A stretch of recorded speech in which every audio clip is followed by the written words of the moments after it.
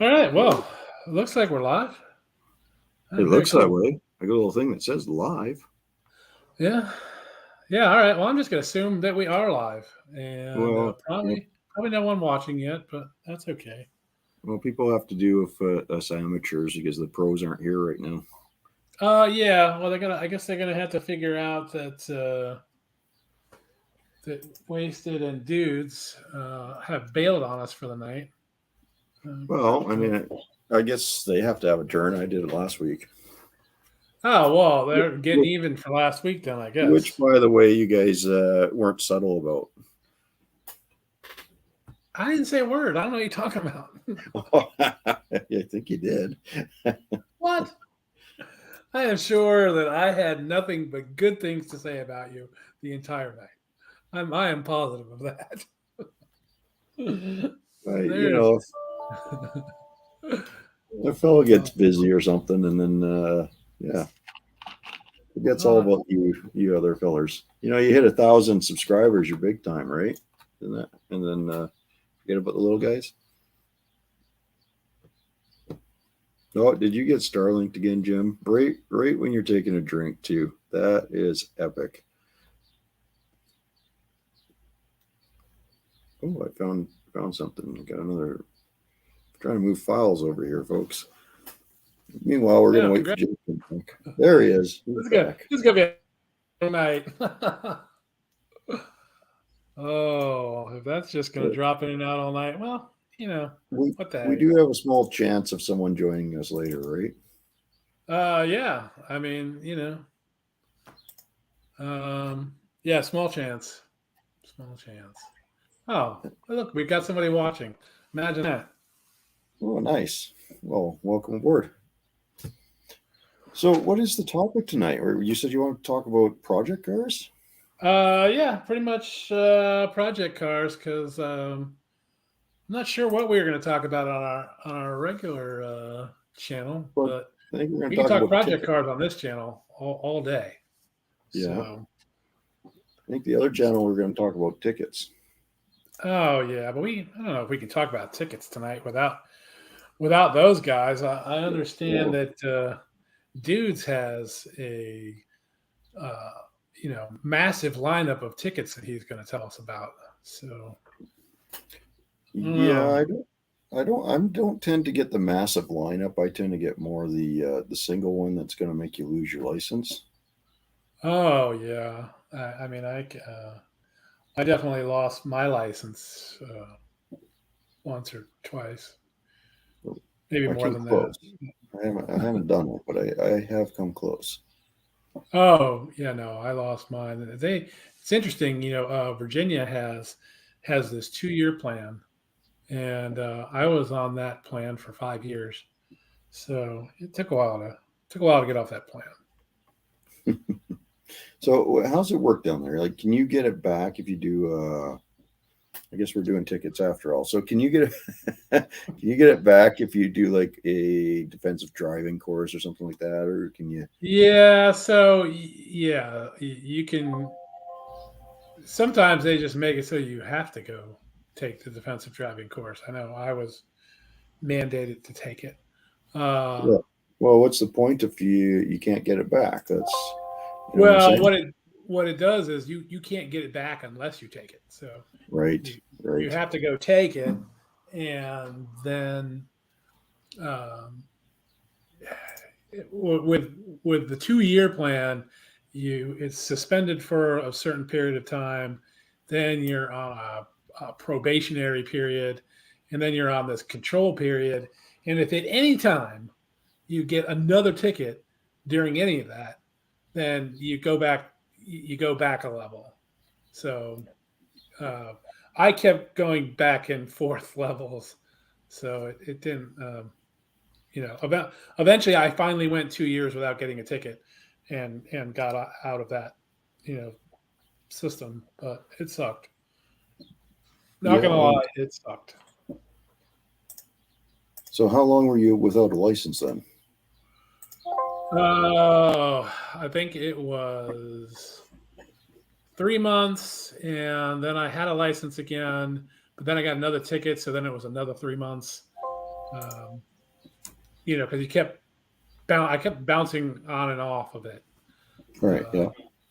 Yeah, but finally I went the distance, Nice. and Oh, that's good. yeah, and the problem is when you're on probation for that, any ticket they'll take your license. So it doesn't even have to. I mean, it could just be uh, just a 5 mile an hour over the speed limit or something, and they're taking your license just because that's the system that you're on. But Right. And but then, yeah, and what's the minimum time on that system? that's the 2 year program. 2 year. So Okay. yeah, yeah. So Fun. you effectively have to go 2 years without getting a ticket, Okay. and Right on. and the cops actually know you're on that system when they pull you over. Yeah. And because they know you're on the system, they probably will give you a ticket Right. instead of being nice and letting you off. No, they'll give you a ticket. Yeah, Yeah. You'll find an excuse, eh? right. Right. Yeah. So anyway, that's how that works in Virginia, or at least it did when I kept getting tickets a long time ago. But Well, well, we don't need to and, go too much into that topic tonight. We'll save that for, like you said, when all four of us are back. oh yeah, because I could tell you, then I can tell you all the various ways that I kept getting it taken. So yeah, Yeah. definitely saving that for a normal live stream. Yeah. All But, good. Okay. yeah. Well, So what? let's talk projects then. What are you working on? Well, I have a whole list of project cars that I'm working on. The one I've probably done the most work on recently is the 65 C10 LS swap. Okay. Um, but in the last week or so, I've done a bunch of work on my 79 Camaro LS swap. Uh, a lot of wiring that I hadn't done. I just kind of rigged things up to make it run, Yep. and so I've been actually running the wires and tucking them under things to wrapping the wire instead of just having it loose. So a lot of that. I did put the fenders and wheel wells all back on it. All that was a part. Right. So that's all back together now. I still need to put the nose back on, but I've got a transmission cooler that I need to install. So I'll be installing that pretty soon. Once that's installed, then I'll probably Get Starlinked again. Yeah. I know how that not goes. a. Oh, there he It's is. not a stock nose. It's not a stock nose. It's a weird aftermarket um, setup.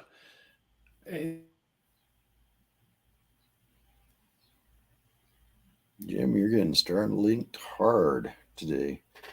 That's all right. So maybe when he gets back, we'll discuss how he does the LS swaps, like whether he uses the factory components or whether he goes to a Holly system or, oh, he's back. There he is. I'm back. So I was just going to inquire, when you do your LS swaps, are you doing it on the budget, or are you doing it on a little more of an expense where you can, so in other words, are you using the factory components, or are you going out getting a Holly system or something like that? It's all budget. All I have four different swaps that are in the works, and they are all budget swaps at the moment. Uh, Okay. the the Camaro is actually the first one I started to do, and that's a 6.0 with a 480E that I got out of a truck that I bought. I bought it for just that purpose, and I drove the truck. I drove the truck for about a year, but it was an absolute rust bucket. Um, it's just this two-wheel drive, 2003, I think, Yep. maybe 2004. But it was, I mean, it was shot. It had been wrecked a little bit, so the bed the bed sides are supposed to be straight, and they were kind of punched out. Apparently, they had taken it logging and had loaded it up with logs, and well, they overloaded it. So Yeah, yeah. yeah, but Oh, the good. engine transmission great. Yeah. So Well, that's how it usually goes with those. That's the beauty of them, right? Is they're pretty tough stuff for the most, especially when you get into the 6 liter and the 4L80. Pretty tough to kill those two. The 6 liter doesn't quite have enough jam to take out the 4L80 and or itself for that matter, and it doesn't have yeah. all the intricate stuff that the 5.3 comes with. So it doesn't typically clog up the passages for the active fuel management and stuff like that, right? Yeah, I mean, this engine's in pretty good shape. Although I did try and fire it up today, and it was having none of it. So I'll have to see what I've done to that thing to screw it up, because it's a on again, off again project. Just whenever I had time, I work on it. They like that. They like sitting for a while, and then you don't know what you've done to it, and you come back to it, and it's like, where was I? Yeah, on some of the projects, I actually keep little whiteboards that are like yay size, and I'll write down a bunch of stuff on the whiteboard, and then just leave it sitting on the windshield or throw it on the passenger seat or something, so That's that a pretty I good idea. remember I what I don't need. do that, but I probably should. It works, and you can get the whiteboards cheap off Amazon. Quite frankly, that's what I Yeah, did. You can get the school packs. I guess teachers buy them for their school or something. But well, that's clever. Right there's your tip for today, everyone. yeah, I there's your think. tip. Get some whiteboards. That's what's going on with the '79 Camaro. I was gonna do some video on that. I have some video on my channel. Uh, Not a lot, but I had to do a custom drive shaft for it, so I did a drive shaft video measuring for a drive shaft. And he gets Starlinked again. Ironically, Actually posted on the channel. there you are. You're back. Oh, So you're doing a custom where you're now. Are you doing the drive shaft yourself, or are you getting someone else to do it? oh no, I've had somebody else to do. I had somebody else do it. There's a mail order company that does it, Oh, really? and yeah, they have a whole uh, uh, they have this whole thing you follow for measuring, and you just put in the measurements on the you print out the piece of paper, put all the Yeah. measurements in, and then you just send them the measurements. So you're not Uh, truly budget then. That's what I'm going to say because guess which video I'm working on right now. here's the thing. Here's the thing. You are correct, but on that particular car, it didn't come with a drive shaft. So I Yeah. didn't have a drive shaft when I bought the car. It was That's no bought. excuse. You can go get the parts.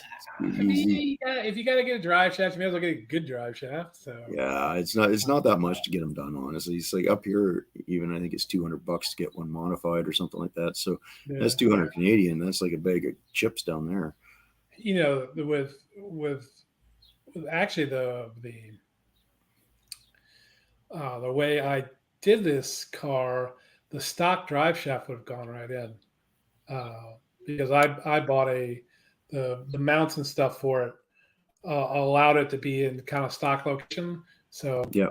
if I'd had a drive shaft, it could have just gone right in. Well, the video I'm currently working on right now is I'm actually cutting the drive shaft, modifying it for the Parisienne. Because talking LS swaps here, Oh I yeah, did put a 5.3 in it with a 4L60. Because you know what, that was just the most inexpensive. I'm not going to say cheapest, but the most inexpensive option to go. And what came across is you got to shorten up the drive shaft by about 3 inches. So. And the problem one I had is it has neck downs on both ends, so you can't take 3 inches out and take the end off. So I had to cut the tube, take a section out of the tube.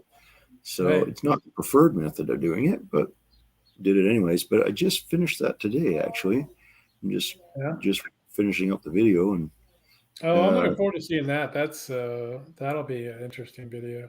Now, what did you use? Did you use the stock computer, or did you use a Holly? yeah, oh yeah, I use the stock computer, and I'll be using HB tuners to tune it and stuff like that. And when I say tune, I don't actually mean going in and changing fuel tables and stuff like that. I mean, hey Mohawk, just I mean going in, just turning off the sensors that I'm like this Right. rear O2 sensors, stuff like that, that the EGR system, stuff you're not going to use once you've done the swap. Yeah. Now I've got an even cheaper way for you. See, you're going the expensive route and using HP tuners. So I've got a. Have you ever used PCM hammer and No, I haven't. yeah, yeah, there's it's a two-part setup you can use, uh, and you can use just a. I use OBD Rick, link. The Yeah, I use OBD link to my laptop yep. and via Bluetooth, and can just communicate back and forth. And you can get you can download the image off off the computer, modify it, and then upload it back to the computer. Seems to work pretty well. Oh, well, I'll have to give that a try. But the reason I use HP tuners, if I already had it because I needed it for doing the Hemi swaps. Yeah. So I've got it. It's easy. I know how to use it. It's like any other thing. It's like whatever you get used to using, that tends to be your preferred method. And it kind of takes you a little bit to get into a different one if that's the case, right? Now that being said, I have done the Holly sniper tuning and stuff too. I've been in there playing around with that because of that 67 Mustang and this is actually pretty straightforward for the most part. But like everyone else, it's just getting that fine tuning done on it. You can get it running, get driving, it's fairly consistent and reliable, but it has these little hiccups that drive you nuts. I bet. And it's one of the reasons why I prefer using the factory systems because they're already tuned to that setup. And once you have that baseline set up, and it's one of the other reasons why I'm not doing anything, I'm not changing the cam or anything like that in the 5.3 first. I'm just running it completely stock as it came out of the truck. I'm even using this fuse box. Oh yeah, nice. And wiring that came out of the truck. We're doing it very junkyard, very budget, very inexpensive, right? That's how my 65 C10 is. It has the original fuse box and stuff in it. Well, it's the easiest way you got to hook up like 2 wires, man. That's it. Yeah. You got your ignition wire, and then you got your power supply, and that's it. And now you have to run a fuel pump and stuff like that, but it's all there. It's easy to do. Oh yeah. Now you can get a new wiring harness off of Amazon. It's very inexpensive compared to like a painless wiring harness. Those things are like $800 or something. You get one for a couple $100 from Amazon. That's what I used on. That's what I used on the LS Swap 3rd Gen. Right. And that is something I will look at in the future. But right now, like I said, this car is strictly budget. I mean, complete budget build. Just do what we can to get it running. As much of a hack as I can be at times. I am not a professional fabricator by any stretch of the imagination. Yeah, me either. So, but I'm still, I still notched the frame and all, the cross member and all that stuff. I made new mounts for the transmission cross member, reused the original cross member itself. Right. And so it's a very, and like I said, modified drive shaft. So all that stuff is an exercise in practicing the fabrication skills and just getting better at that stuff. And the drive shaft actually takes a fair bit of effort if you want to try to get it right. Like I was underneath the car with a dial indicator, tapping it with the hammer, like with the spot welds on, make sure I had the run out. And I did manage to get it in within 10 thou. So it's pretty good. It shouldn't give me any issues. So it's got 5 thou deflection one way, 5 thou deflection the other way. That's probably just as good, if not better, than factory. So, Well, you'll find out the first time you get it oh up, yeah, get it up to exactly. speed. Get it up to speed. I was Yeah. like, Yep. see if we got teeth left or not. Yeah. Now so you said you took a chunk out. Where did you take it out though? Towards the tail Right end, in the no, middle? right in the middle. Right in the middle. That's scary. Yeah, it can be, but the weld will be strong. It'll still be strong. Well, I mean, I hope the weld is strong because that breaks. You're doing that catapult thing.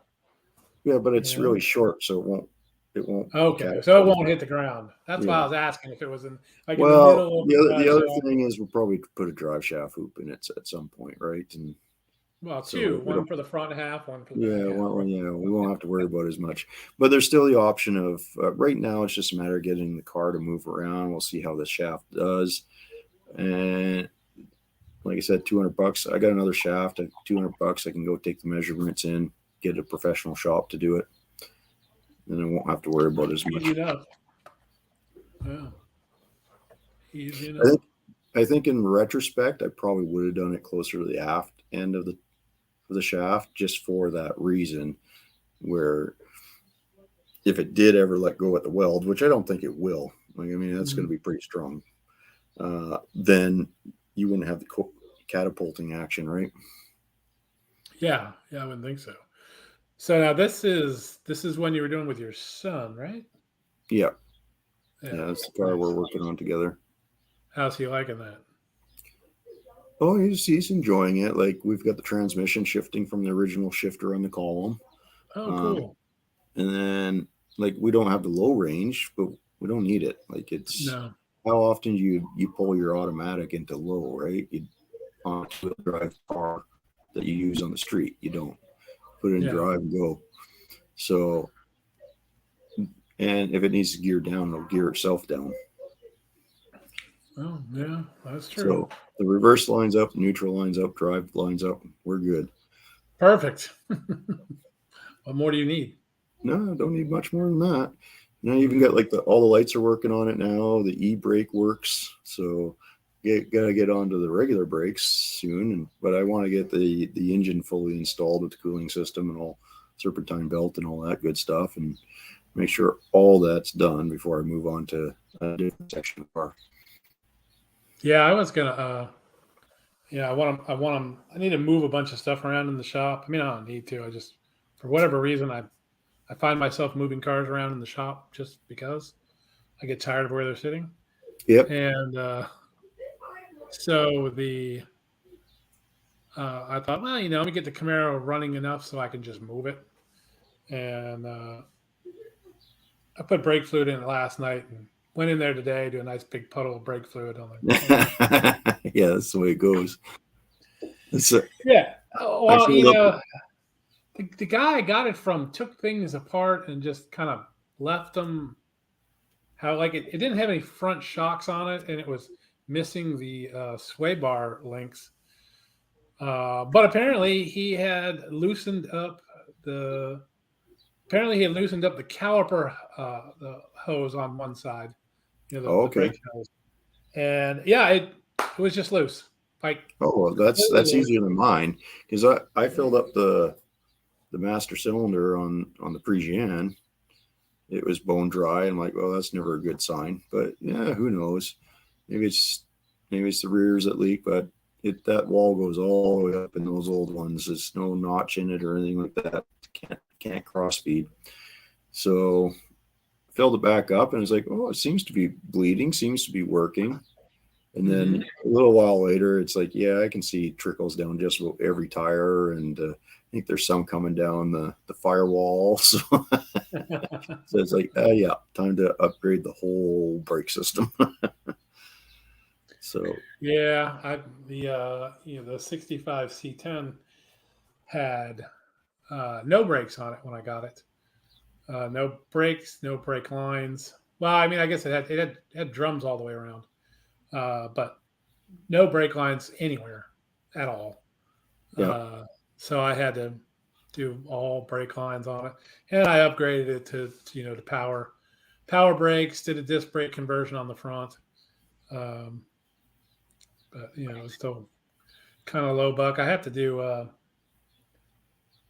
power steering on it next, and that's normally I would say that's optional, but because it doesn't have a wiring harness either, Yep. I need to put the cheap wiring harness, the cheap just regular old wiring harness that you can get is less than $200 for a kind of build it yourself wiring harness, but it requires the like 68 and up steering column connection. Oh, okay. So looking at 65 C10s, the easiest thing to do is to put like a square body steering column in it Yep. to get what I need. And in order to do that, I may as well just go ahead and put power steering on it. Yeah. Because some of those, I think even some of the square bodies didn't have power steering. I think some of them still had Armstrong steering, but I'd imagine that's a little bit fun, that column. And the nice thing is, if you go to the square body steering column, you can probably get a tilt steering as well. Yeah, I could get a steer tilt. Those are more expensive, and I found a guy parting out it was like a C20, but it's the same stuff. But I got the all the power steering stuff out of it, and so it shouldn't be a problem. And I found a guy online on a forum who makes a plate that you bolt through the frame. Yep. You just line it up, and it's easy. You can either bolt it or weld it. Some guys weld it, some guys just bolt it, and they say bolting it's just fine. Nice. I'll probably do both. I'll weld it and bolt it. And well, the Parisienne originally had power steering, which didn't really matter because my son had taken the cap off the sector shaft area, and he ripped the O-ring. I'm like, well, it's going to be a bugger trying to find that O-ring. And even then, it's still 1967 Parisienne steering, or AKA GMB steering. Like I like to call it the 67 Pontiac Impala. Yeah, well, it is. It pretty much is. Yeah. So what we did is I had a 1979 Firebird front end with the WS6 package. So we took the steering box off of that, and it bolted right onto the Parisienne. Now, granted, it's a little bit higher, but that's okay. So we bolted that on, and we centered all the steering back up. So now it's got the quick ratio steering in it. Right. And it'll be power steering. So we'll see how that goes. It could be disastrous, or it could be kind of fun. So what are you doing for the power steering hoses? Well, I think I'll still use the LS power steering pump, but I understand that they put out a lot more pressure than the older systems did.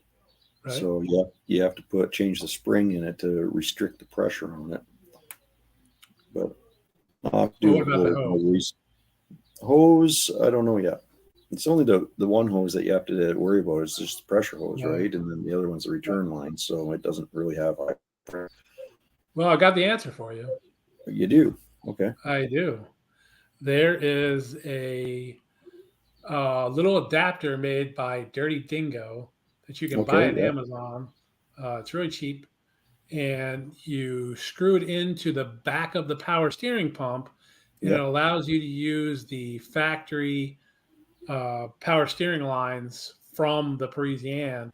That'll just go right into that adapter on the back of the power steering pump. Well, that might be the same. I don't know if I trust the lines that were on the Parisienne is the problem. Well, you can go buy new ones, but instead of having something custom made, because you would have to have a metric end and then a standard end, standard end and a metric end. So with this conversion adapter, you can just go buy brand new power steering lines for the Parisienne, and they just go right in. Oh, that's pretty slick. Yeah. I have a video of it on my channel somewhere about that particular. See, I should watch your channel for. I mean, you don't have to, but there's a couple little LS things on Couple there. tips I might get out of it. Eh? Yeah, you might find interesting. But yeah, and that's not expensive either. I'm sure I have a link in the description on that thing too, to Amazon, where you can buy it. It's pretty cheap. What do you do for fuel pump? Well, let's see. The fuel pump for the third gen is still the factory fuel pump. The fuel pump I put in the second gen Camaro, I got the Holley in-tank system because the tank was screwed up.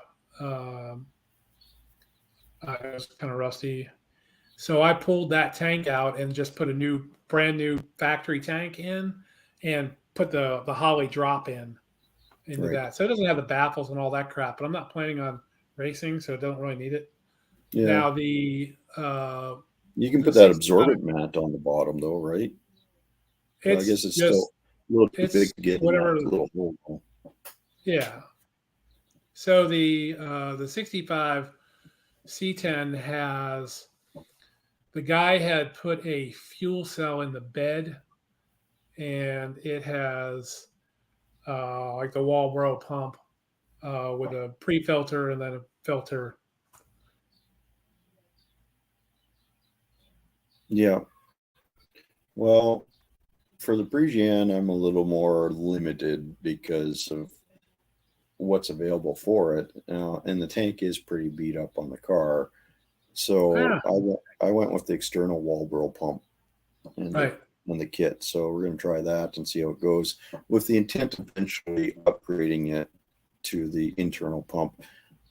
But if the external one works fine, then I'll just stick with that. Now, what year 5.3 did you use?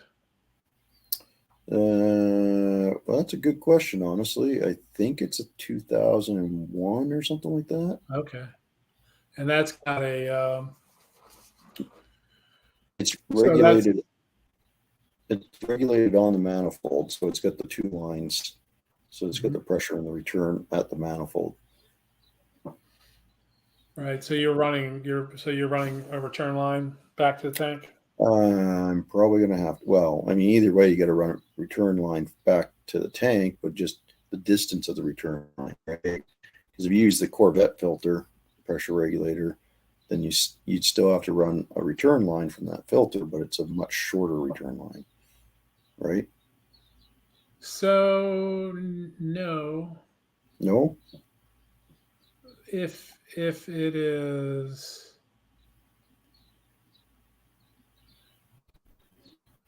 I mean, I guess you could do that, yeah. But I mean, if you've got that Corvette fuel filter makes it so it's 50. It's basically got a regulator in it, so it's only 52. It's 52 psi going. And is it 52 or is 56? I think it's 52. I thought it was 52 to 50. Might be 52 to 56, but anyway, you still are going to have to cap that return line on the intake. Correct. Or get the swap it over to the returnless style fuel rails. Yeah, well, those might be okay to get for a truck, but I mean, if you go for the car, then you're looking at like the LS1 intake, and that thing alone is like $1,000. Oh yeah, that stuff's. Hey, Destroyer. Yeah, that stuff's not cheap. Which intake are you using? The truck intake? Yeah, I'm using the truck. It actually fit under the hood. Hey, Destroyer. Yeah, all my stuff's all truck intake. Yeah, well, I'm trying the truck on the Camaro swap, the third gen, but it's like, no, that's not going to fit. Well, my second gen has. I have a L88 hood for it, so plenty of room under the hood. Oh yeah, there would be, yeah. Yeah. The third gen should fit. I just need to shave some more stuff off the truck intake. It Then it'll depends. It depends what mount you use for your engine, fit. Yeah. and you're gonna have to shave the. You're definitely gonna have to shave that intake down, and it Hmm. might fit. It's But that pretty was close right now. the beauty about the Fujian. It all fit under the hood, which is Oh yeah, why I I mean wanted to things. do it. It's a Parisienne. I mean it's a whale. So Yes, it's a very large car, right? oh yeah, no, I'm a big fan of the '67 Parisienne, and See, that's because I like the I 65 a little bit more, but mm, I think I that love that headlight configuration on the yeah, '67. yeah, the 67 I like it, but I like the 65 a little bit more because it still has the same headlight configuration. I just find that the nose isn't as bulbous, we'll say. Hmm. It's a little more streamlined, a little more sleek. So I kind of like that look a little bit better, a little more GTO-ish, I guess. Yeah, I mean I guess I just like that that '67 nose on the Parisienne and the the American version of that The is Bonneville. yeah, the Bonneville. It's something. It's different. It's what I like about it is it's definitely different than the Le Mans or the GTO. Completely different than Yeah, the '67 Le Mans and GTO. Whereas on the like the '65, '66, it's more like the just an oversized version of the GTO. correct. Yeah. Yeah, yeah. I like that it's pretty unique in '67. Hey, should we try out the percent button? Do we know how to do that? The what? The present button. Oh, present button. You can try it. Yeah. Yeah, you got something you want to show us? Well, I just want to play with it. I've never used it before. Let's try it. See if it works. I don't know. Here.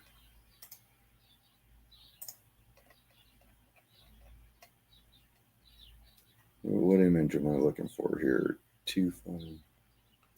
Try that.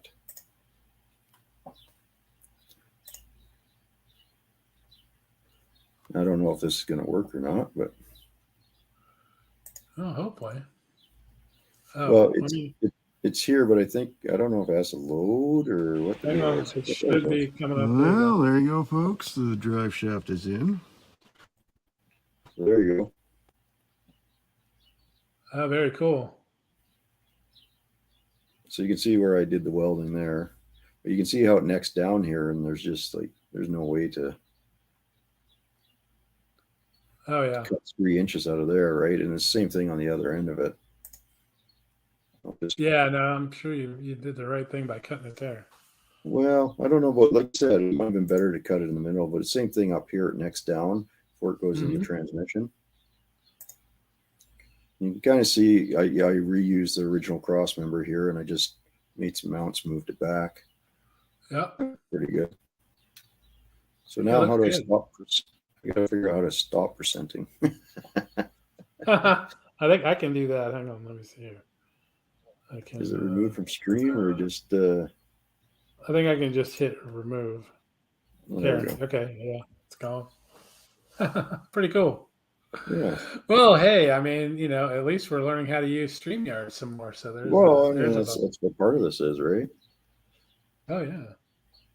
I got the video of where I cut it. Oh, that's cool. I want to see that. You want to see that? Sure. You can see it in 2 pieces. Let's see if I can find it here. There, this one will probably work.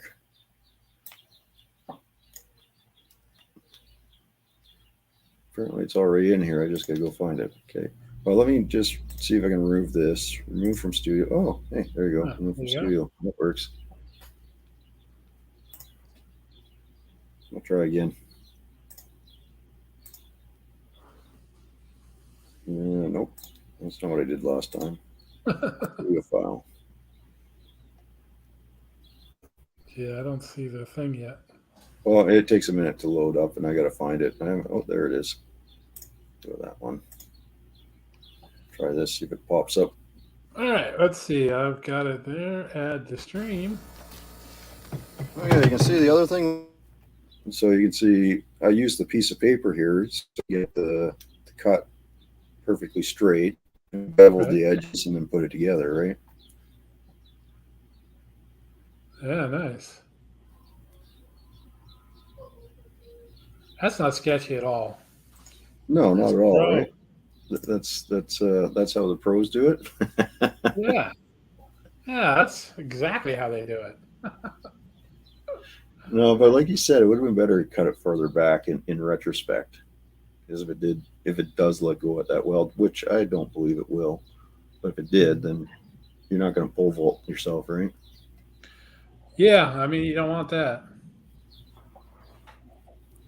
Oh, man. I went to pick up a tractor today that I'm buying from a friend. Oh, Yep. yeah. I'm buying it from a friend, and it's their grandfather's. He's selling his house because he's moving into assisted living. So I went over there, and my friend just drove it right up onto my car trailer. Oh, really? Getting ready to strap it down, and grandfather who's way over by the house is waving his hands and going like this. So he sent his wife over there to see what it was that he wanted, and she comes back and she's like, "He don't want the tractor to leave yet. You have to take it off the trailer." No, no. Oh, that sucks. Yeah, so grass remains unmowed because I was going to use it to mow Yeah. lawn today because it comes with a mower on it. But anyway, yeah. So that was my day. I was going to make a video on that too. It did come with a bunch of implements. It came with a nice post hole digger, a snow plow, and rake. So I have all that, but just not the tractor. Awesome. It's interesting too. It's I didn't look at the serial number yet, but it's a 79 to 82 Ford 1500. It's got a 2-cylinder diesel engine. So, interesting. Well, that should be plenty of torque out of that, out of a little tractor for doing all that stuff. And Rich, I will look into that. I'll take a look at it. Street Lightning. Oh, cool. Oh yeah, I guess we could highlight that, right? Yeah, there it is. That's how you do that. How'd you do that? You just click on it? Yeah. Yeah, I don't know if I can't do it. Only you can do it because you're like the one that's presenting. Yeah, I guess. We have more options than I do. Yeah. Sorry, guys. Yeah, sorry, guys. We're playing around a little bit. When we do these lives with Wasted and Dudes, we don't get to play with the StreamYard software, so we had to learn it today. But it's working nicely. I don't have any. I don't have anything on this computer to show though. Any of my. A few things. I mean, you can see me firing up the pre-gen. Oh yeah, that'd be good. Try that. So we can find it. The problem is these files seem to be in different order than where they are on my computer. So, like, it opens up a separate window for you to open these, and when you're looking through it, it's just a little window, and I'm trying to figure out which ones are what. Oh. They're all in the same folder, though. Should be able to find it. Nope. Gotta be there somewhere, right? Oh, there it is. Found it. Let's see here. For our 67 Pontiac Parisienne. Man, I love Remember, that this car. might be where the cap comes falling out.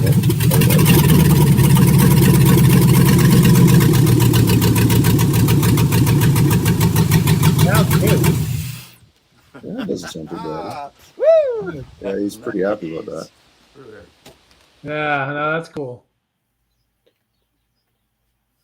That's always fun. The first time you start up. Now, I gotta ask: was that actually the first time, or was that the first time First, on camera? first time it actually ran. The first time we tried to start it up, there was some vacuum leaks, and I only had a plastic cap in the EGR port, you know, at the front, and that Oh yeah, the came out. big port. And you seen where I was standing, so it Mhm. backfired, and that plastic cap came out and smacked me right in the chest, and it was like being hit point blank by a bloody frozen paintball. Like it hurt. It almost broke skin. That hurt. Oh It yeah, came out like a bullet. It's brutal. yeah. What you needed the. I hope you got that on video though. I think I do. I might have Uh, deleted it just because I want the memory of what? That's. I mean, that's like the perfect video for our regular live stream. Well, I got something here that Rich might like. We'll see if we can find it. Let's see. All right, let's see what he's got. Let's see what you got there. Let me get video file again. Let's see if we can find it. Try this one.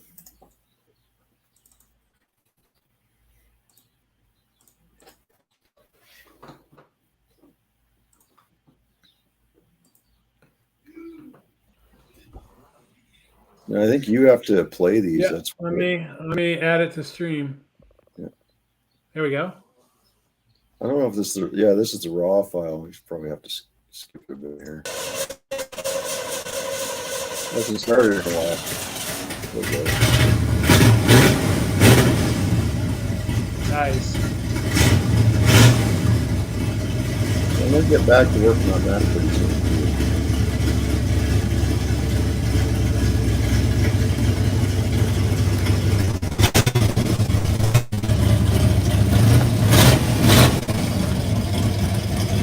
Sounds good. Oh yeah, it's running pretty good now. That was good. There you go. A little bit of Mustang action. Yeah, let's see if I get a. What do we got here? There you go. Cool, Rich. Yeah, I figured Richard like that. Nice.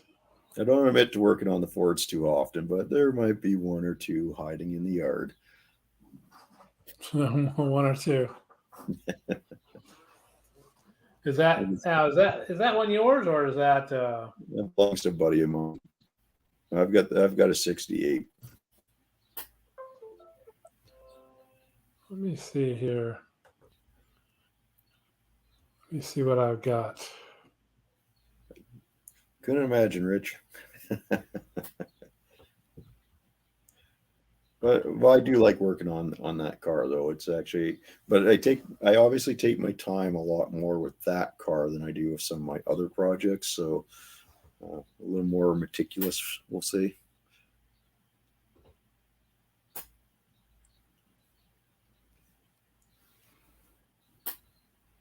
Let me see if I can find a photo of my next project car. I'll share that. Let's see here. What is project car discussion?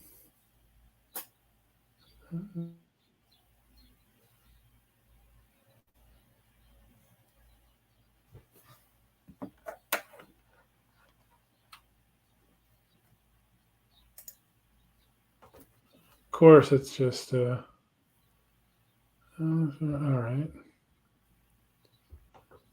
Okay, that's not going to work. Oh, why is that? It wants me to do like a PDF or something for a slide. Let's see here. Is it a picture you're trying to present, or is it a video? Yeah, I'm just going to do a photo.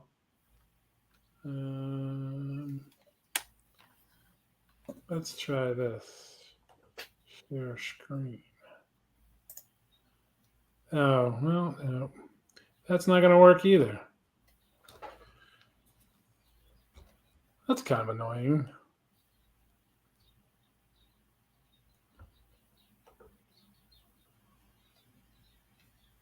Let's see.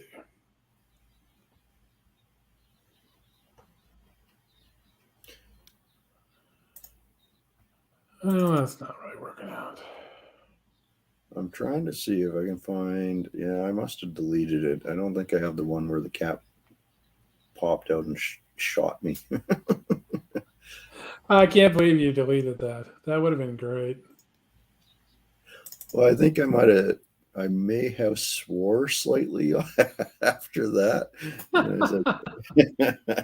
And since I don't usually put swearing on my channel, it wasn't of much use to me. Yeah, I guess that makes sense. That makes sense.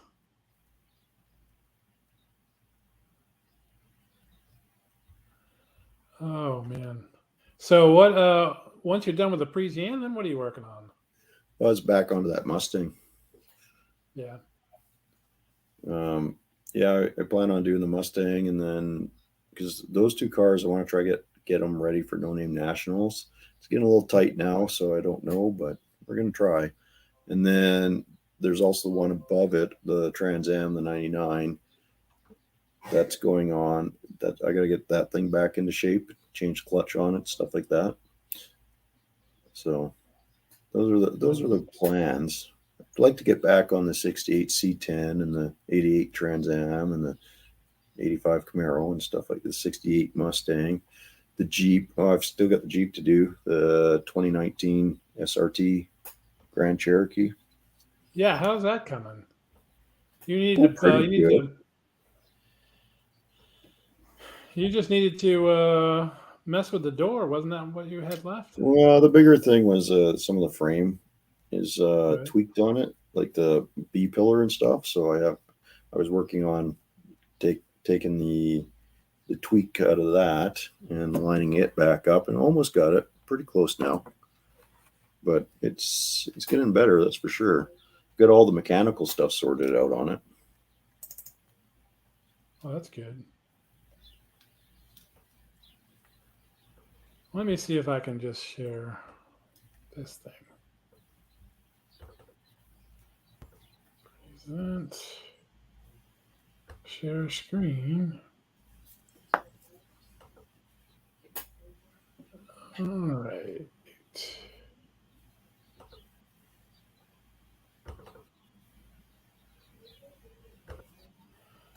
All right, so you can probably see that.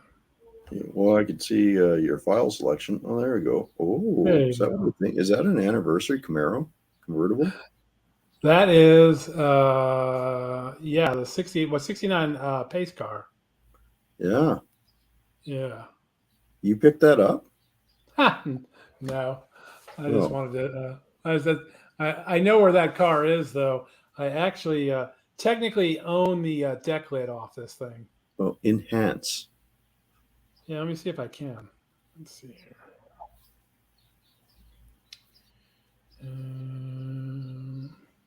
But I think if you click on that, like double click on it, does it open it up as a file?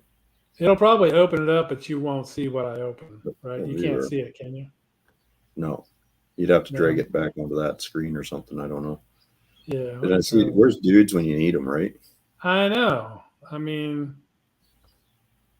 let me try this. I think if you, oh yeah, you'd have to save it as a, like that picture itself, I guess, and then open up that picture or something. I don't know. Oh, here we go. This ought to do it. All right. Whoa. Hey. Yeah, it's a little rough, eh? There's Pretty cool, huh? I like the smaller picture better. It didn't look so bad. Oh, this thing's bad. It's Oh, really that's really bad. bad. Oh yeah. At that point, Yeah. you're better off just making a clone, I think. Well, you can Yeah. even get a whole body for those things nowadays, though. I can tell you that this car no longer has a VIN number on it or a tag, cal tag. Oh, well then, yeah, there you go. Someone's already done that then. Well, someone's doing that. Not Yeah, me, but yeah. someone is definitely doing that. Oh man, that was something else. The first day I saw that thing, you Oh, know. no doubt. Oh yeah, Rich is a Mustang guy. Go figure. Well, I would never have actually figured that out. I don't think No, it's it's a bit of a not surprise. It obvious comes from as a the shock, beginning. I think. Let me see if I got anything else cool here to look at. I think I can show you some of the Jeep, but it's not very exciting. I think it's just it missing a fender or something. Yeah.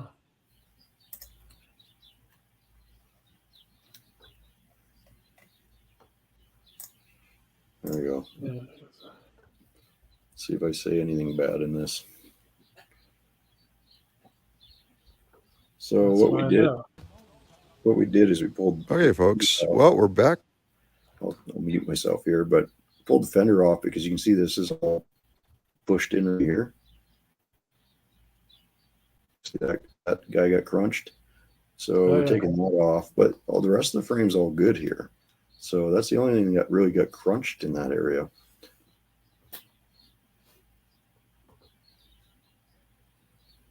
Yeah, I'm sure you. I don't think I could go look at the. Oh, maybe we do. Look, you get to finally see the doors. But there, I'm saying we got the seam really good. We got the gap pretty good on it now. Got them all lined up.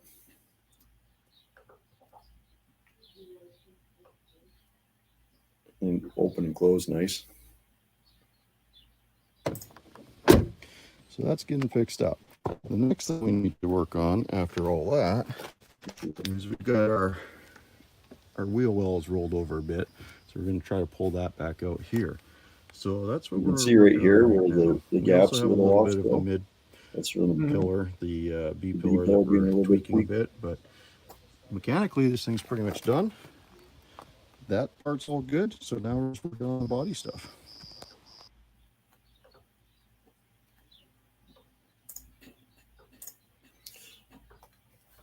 There, you finally got to see the doors. Remember, every time I went to walk around and show you that side, it cut out on us. That was so funny that night. Every time. Every time, man. Just Every would time. not show you the doors. That was just too funny.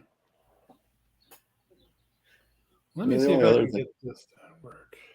the only other thing I did today was I changed the alternator on a Saturn Vue.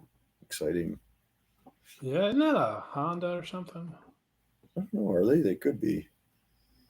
I thought they do share a power plant with something. You're right. Now that you mention it.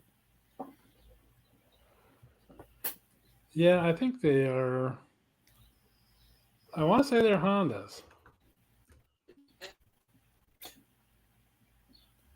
Might explain a few things.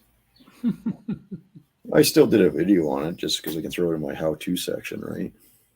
Yeah, but you should look up what it is, what it also is, You and know, tag that as well. yeah, It's the same as something else.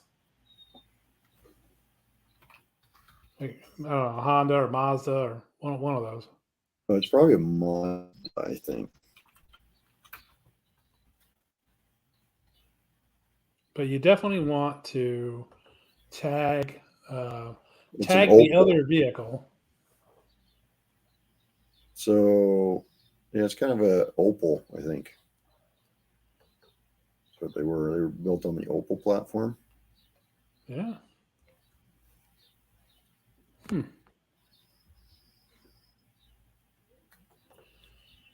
Well, I'll have to figure that out at some other point. Yeah, you're right. The V6 models received the Honda, but this is the 4-cylinder, so it doesn't have the Honda power plant in there. Yeah. Oh, that's interesting.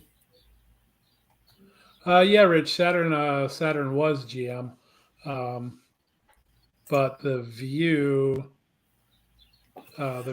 was. When those joint projects where they used a Honda power plant in some of them. Yeah, yeah. So it shared a lot of stuff with some other vehicles. Now, speaking of cars I would like to get my hands on, though, that is Mhm. one, the Saturn Sky Redline. Oh yeah, yeah. I That's the still like same those. as the Solstice GXP. That's what I Yeah. drive every day. I drive a Oh, Solstice oh, GXP. really? You do? Mhm. Yeah, And you like it? yeah. It's nice. Yeah, How is it for fuel economy? it's great. Yeah. And I go. I mean, I drive it 50 miles each way to work. Yeah. So And just yeah, probably. it's a nice car. Did you know that those cars were actually designed to have an LS engine? Oh yeah, I know. You pop that hood. There's plenty of room for LS engine. Yeah. Plenty of room. Yep. In fact, you can see on my channel or at my Facebook page, there is a LS swapped Solstice that shows up at the Cars and Cigars event that I go to every month. Nice. There's a video of it and probably some still photos on my But what I Facebook. would be really interested in is watching you go head to head with that particular car, your red line versus that car. That car would smoke me. Would it? Uh, Yeah. oh yeah, it's What about on the done. road course?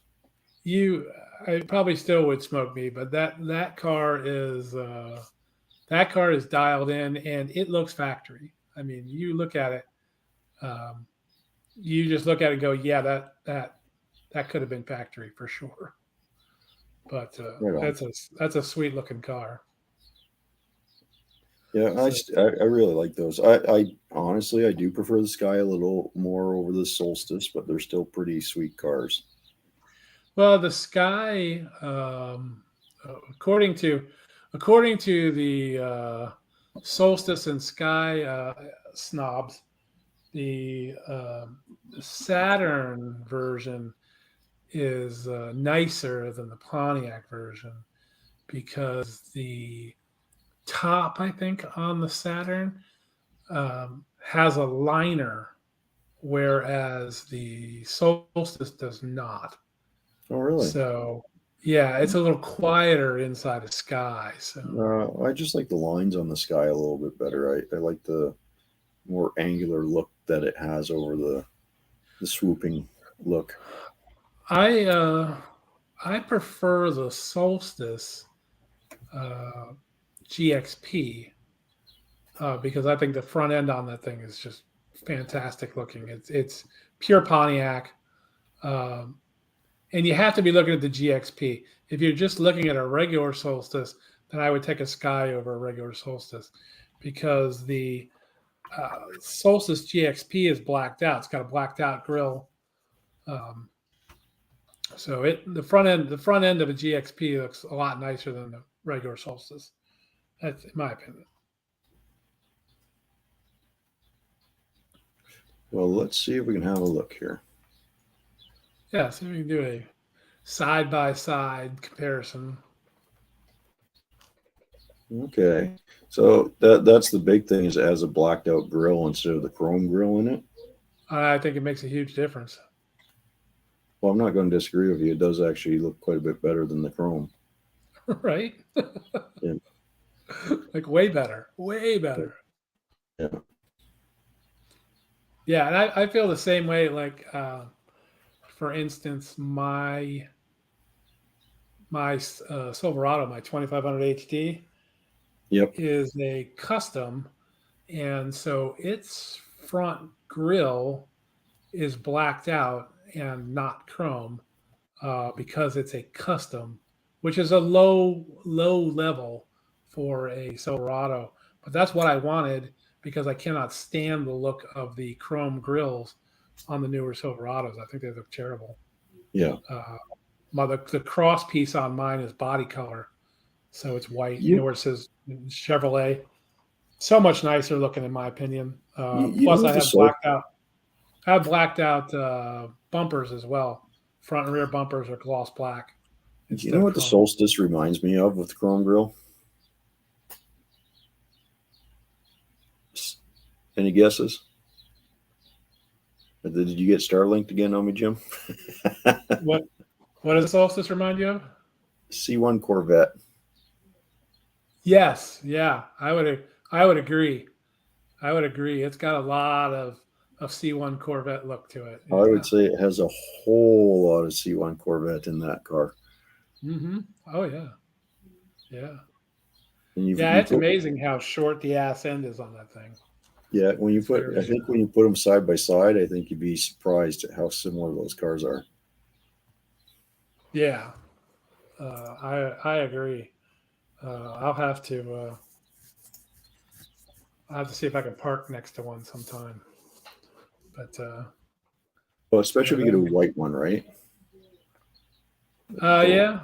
You got a white Solstice, and those classic C1 Corvettes, most of them were white. A lot of them were white. Yeah. So you do the white on white. I think you'd find that they look very similar. Okay, yeah, so my Solstice is silver. So let's go through first here. Corvette. What year Corvette would you like to own? If I could only have one, are we saying if I could only have one? Your favorite year. I'm not saying, and you don't even have to like the Corvette. It's just out of all the Corvettes, which one would you own?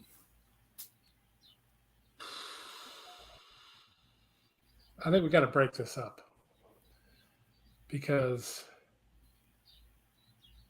I mean, like a C8 is pretty damn nice. Oh, well, no doubt. They are. Should we narrow this down so that we're talking classics only, up to like 74 or something like that?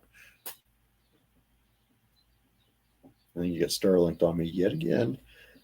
Because I'm kind of going, we'll go kind of through the Chevys, we'll go through the Dodges, we'll go through the Fords, we'll kind of see what everyone. So, Rich, if you want to tell us your classic car, Corvette, which would you pick? What did we narrow it down to? Because I got started. Well, you can go anywhere. It's pre-74, we'll say. Okay, pre-74. All right. Okay, we're gonna do pre-74, Rich. So which one would you take? Although Rich did make a good choice there, but oh, absolutely, yeah. that is yeah. If it were any Corvette, that would probably be the one to take. Well, I can tell you. I'll gladly go first. And a 63 yeah, split window is a nice choice. Rich, that's my second. Rich has the answer right there. Hey, yeah. 63 split window. That is exactly what I would take as well. A 63 split window. See, now I would go to a 68 Corvette. 68. Bold. Like the 427 or something? Yes. Yeah. Yeah, nice. And that's and it's the year that they didn't have Stingray on it, because in 67 they had I think it was 2 words, right? Sting, then Ray, and then in 69 they went back to Stingray, but it was 1 word. It might be reversed. I'm not a Corvette aficionado. Yeah, the same guy that owns that Camaro convertible owns 2 he owns a 68 and a 69 big block Corvettes factory. They're in much better condition than that convertible, that Camaro. But yeah, okay. Well, that guy has last time I checked with him, he had 13 69 Camaros. So he's, oh wow, that's a lot of Camaros. He's got okay, so let's take it back to any GM product now, pre-74.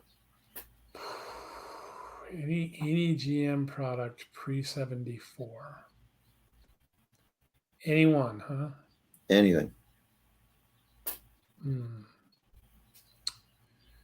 Stock.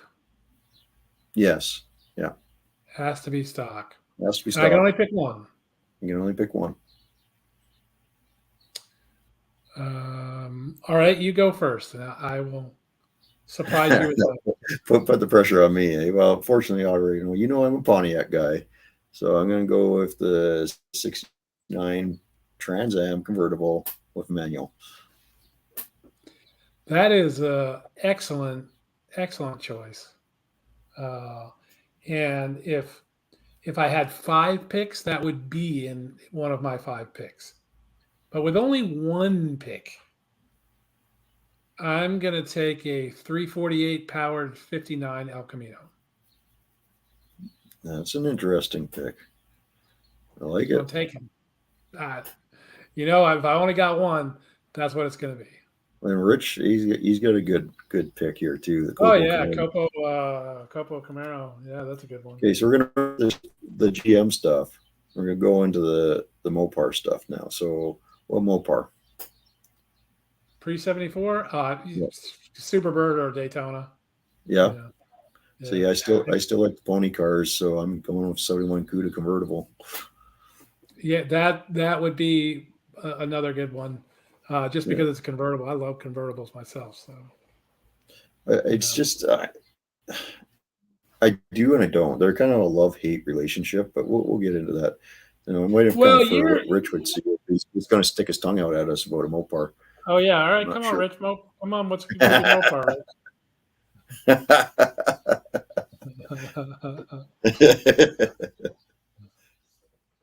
Yeah, I know. I go after the I unicorns. mean, we can go Fords next. Yeah, we're doing the Fords next, so I'm just waiting for his. Oh yeah, There you go. he's on the 71 same Cuda. page as me. 71 Hemi Cuda. Yep. Okay, here we Well, are.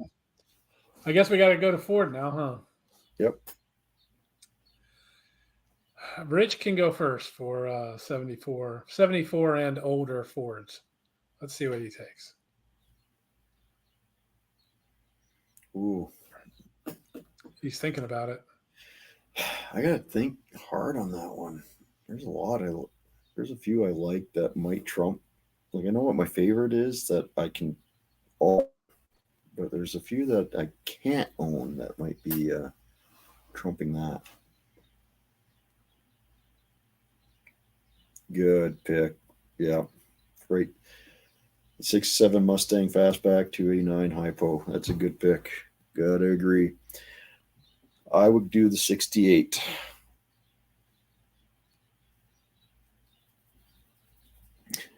The other car I was thinking of, which is kind of rare as hen's teeth, and a little hard to get your hands on, would be like the GT40, of course. Just to have one of those would be kind of cool. But for an everyday driver, something I could enjoy, it would be a 68 Mustang. I'm going to go. I'm going to go. Shoot. Oh, man. I might do something really crazy and go with maybe like a 61 Thunderbird.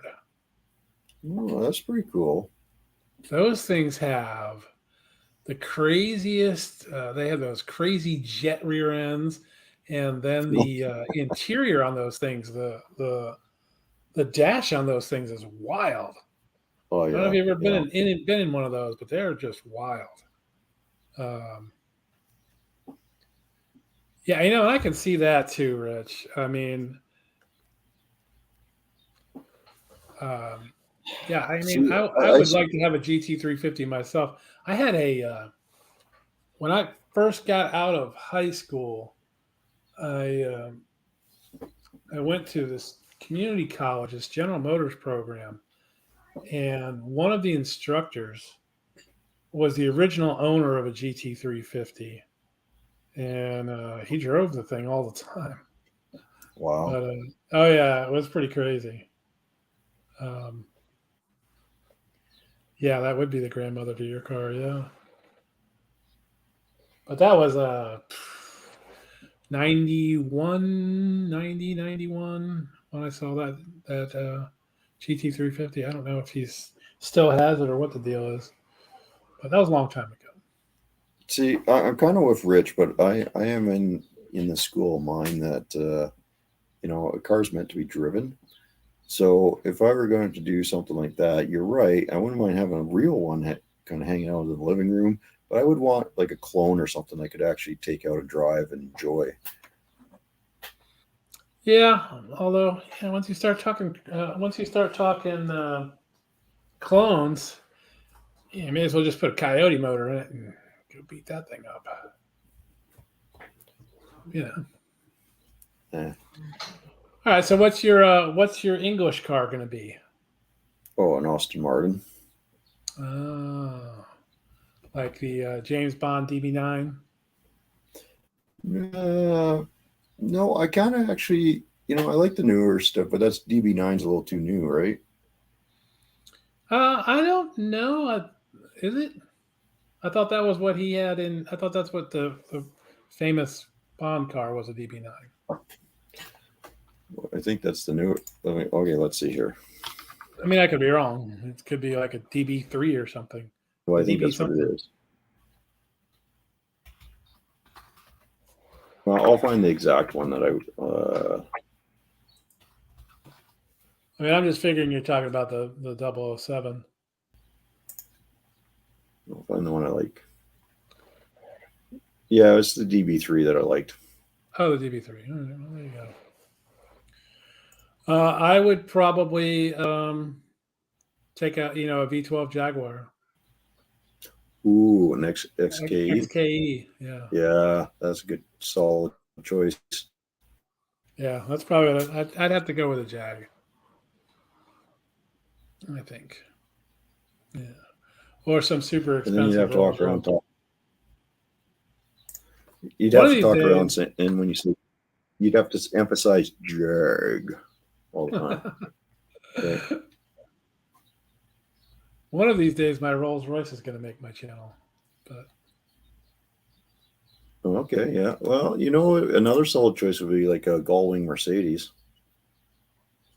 yeah, but we were talking English cars, so we haven't gotten to German cars yet. We haven't got the German cars. Yes, that's true. All right, we can go to the German car. Yeah, exactly, Rich. Jag. Because I own a Jag.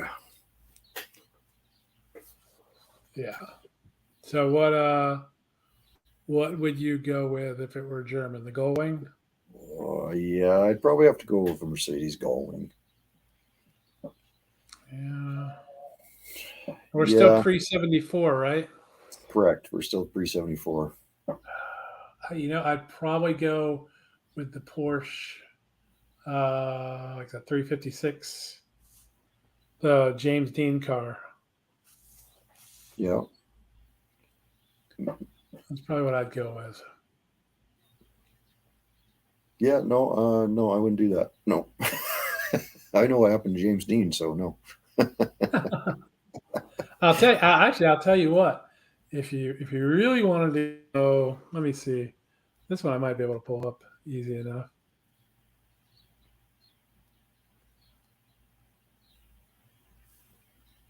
No, I think we lost him again. He got Starlinked again. Oh, we're waiting 73. for 73. This is a 73 I'm about to show you. Okay. So it just makes the list there. Here it is. Oh, geez. That's a 1960 or 1973 VW Thing. Yeah. Mm-hmm. Yeah. Absolutely love that car. Really? I cannot stand Volkswagens. Maybe the older ones would be okay, I guess, but I am not a fan. That was such a fun car. I did a whole bunch of stuff to that. I rebuilt the engine in that. Had the rims powder coated. Yeah, that was a fun car. That's one I never should have sold, but they are pretty cool. I will admit they're a unique vehicle for sure. I made so much profit off that car. I could not sell it. I Fair bought enough. that one. I bought that one and a pink one. Pink. Yeah, pink. Yeah, pink thing. Both of them 73s from the same guy. Out of a thing. Sounds like you're writing a Dr. Seuss novel there. Pink That thing. yellow one came out of a storage unit, and the pink one was just in his driveway, underneath multiple layers of I think it was like an old kiddie pool or something. Yeah. So not plastic tarp, but more like that rubber, whatever crap that they use for those kiddie pools. And it was that one. The pink one was a rust bucket, but yeah, I paid like $1,000 for the two of them, or $800 or something. Next to nothing for them, and That I would made be a my fun money back car. on the pink one. Yeah. Oh, here we go. Here's a picture of the. Let's see.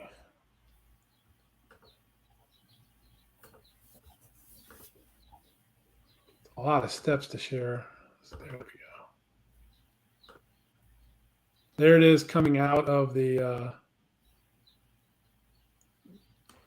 storage lot. It was just in That's this. the yellow one. Yeah, that's the yellow one. Yeah. And I actually towed it home. See the tow bar on the front of it? Yep. That tow bar was on there when I bought it. Yeah. And I just towed it home that way. I just towed it, put air in all the tires, and just took it home. Yeah, Rich, I'm with you on that one. They are too expensive to maintain. We're just, if it wasn't an issue, what would you have, right?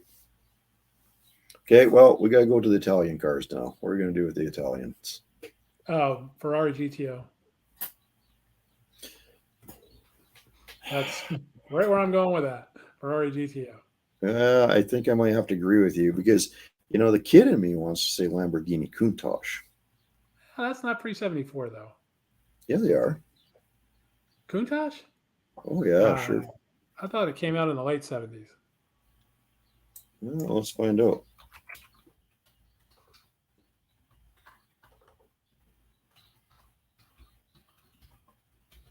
I guess, yeah, it might not be. I thought it did, though. When did they come out? You might be right. It might have came out in 74 to 1990. Oh, well, then you could, well, we said pre-74, so does that include Well, 74? okay. Yeah, I was including 74. Oh, okay, all right. Oh, that pink one, yeah, it's a little rough. Right. So funny thing about this though is you see the truck that I'm towing it with? Yeah. That is the truck that I pulled That's the donor truck. the engine and transmission out of for the 79 Camaro. Yeah, Rich, I think we're all on the same place with that one. We're all kind of agreeing that would be the Ferrari GTO. Like I said, the kid in me wants to say Countach, but I know that car is an aesthetic piece more so than a functional piece. So that's where I'd have to go with the GTO as well. Yeah, so in addition to that being a very expensive car, I mean, millions of dollars for that car. It's also a beautiful car. I mean, that is just it is one of the most beautiful cars ever created, I think. Yeah. That's just, that car is something else. So yeah, GTO. Okay. Well, so we play the actually same game of modern muscle. All right, let's do it. Okay. So I think now, we know which one Rich likes. yeah, I think we do. But this time money's no object, but you have to consider that you will have to drive the car. You can't just sit in your garage in this game. So modern car, you have to drive it. So go. Do we have years here? Well, we're going to go anything above 70, well, 75 and above. Okay, 75 and above, and Or do we want to 75 do we above, want to do and are we gonna work our way through? We're gonna work our way through the marks again. Are we well, gonna? we could, but do we want to do the small gears first and then go into modern years? Yeah, let's do the small gears. Let's Small do gears? what 75 to what 90? 95? Okay, 75 to 95. That's pretty easy. If let's talk Chevrolet first. You could either take what was that? The ZR1, the V10 Corvette C4. That was a pretty neat car. It was a V10, V12, V something. I don't think so. I don't think they ever put a V10 in a Corvette. It was either a V10 or a V12. I think. That. Or maybe it was just like quad cam or something. Well, it was quad cam one, yeah. That's the one I'm thinking of. That was yeah. ZR1. Oh. Yeah. All right, there's that car, which was really cool. Or you could take any of the like a LT1 Caprice. Those cars were pretty damn fast. They were cool, yeah. And of course the if we're just on GM, the 90, if we're going up to 95, the Firebird convertible, yeah, LT1 engine, that's a pretty sweet looking car from that year. But of course, I would also take an IROC. I mean, I have an IROC, so. Well, yeah, I do like the third gen stuff, right? I mean, they're obviously I really like that stuff.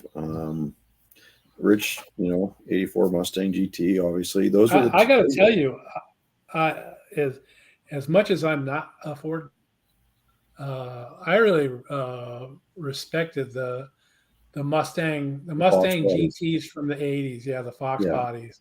If I were to own, well, if we're going to just flip to Ford for a second, yeah, I would own a late 80s Mustang GT 5.0 convertible, probably like a Saline or something. I had a friend that had one in high school, and it was not easy to beat. Okay, so I know the car I would take. 1989 Trans Am 3.8 liter turbo. I'm going to pass on that, but that's interesting. I mean, I guess we've completely glossed over the Grand National. Not exactly, because you see, a lot of people would like the Grand National, and they are nice cars. Mm-hmm. But to me, the Trans Am, I like the third gen, but with the Grand National setup in it, right? Like that was one of the fastest production cars at the time. Yeah. Not only that, I like the look of them. You know what I also liked from that, in the same vein as the Grand National, the Cyclone. Oh yeah, that might have been. Was that pre 95? Yeah, it was. You're right. It came out right after the Grand National did. The Cyclone and the. They were in the 90s, I think. There were two of them. It was late the 80s, early Cyclone 90s.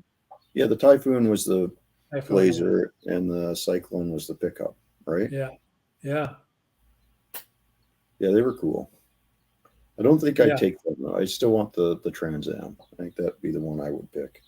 Yeah, the problem with any of those, even the Grand National, is you're stuck with those damn burgundy velour seats.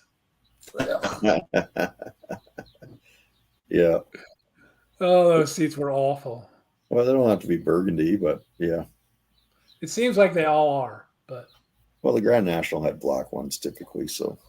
I'm just saying, every time I see one, so there's a lot of burgundy velour seats out there.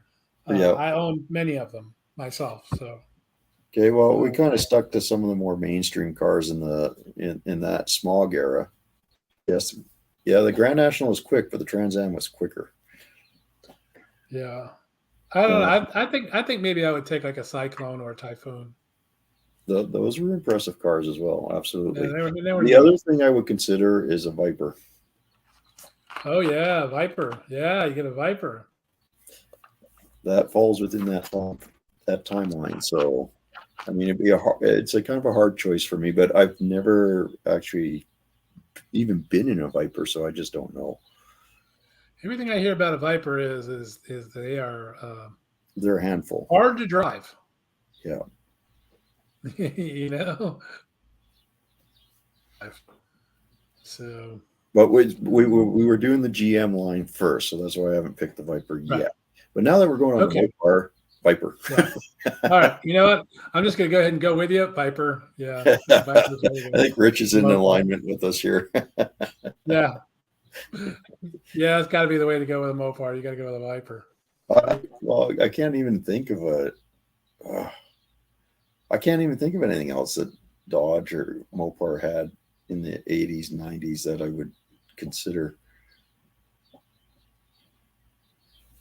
Just trying to think. Like, I mean, that was kind of their K car minivan era. And they had like their Shelby Daytonas is still just a little 4-cylinder turbocharged thing. So, really all that desirable. Yeah. So I think the Viper's about the only. I mean, they had the Prowler. I think came out around that time, but I'd much rather have a Viper. I don't know. I might have to go with the Rampage.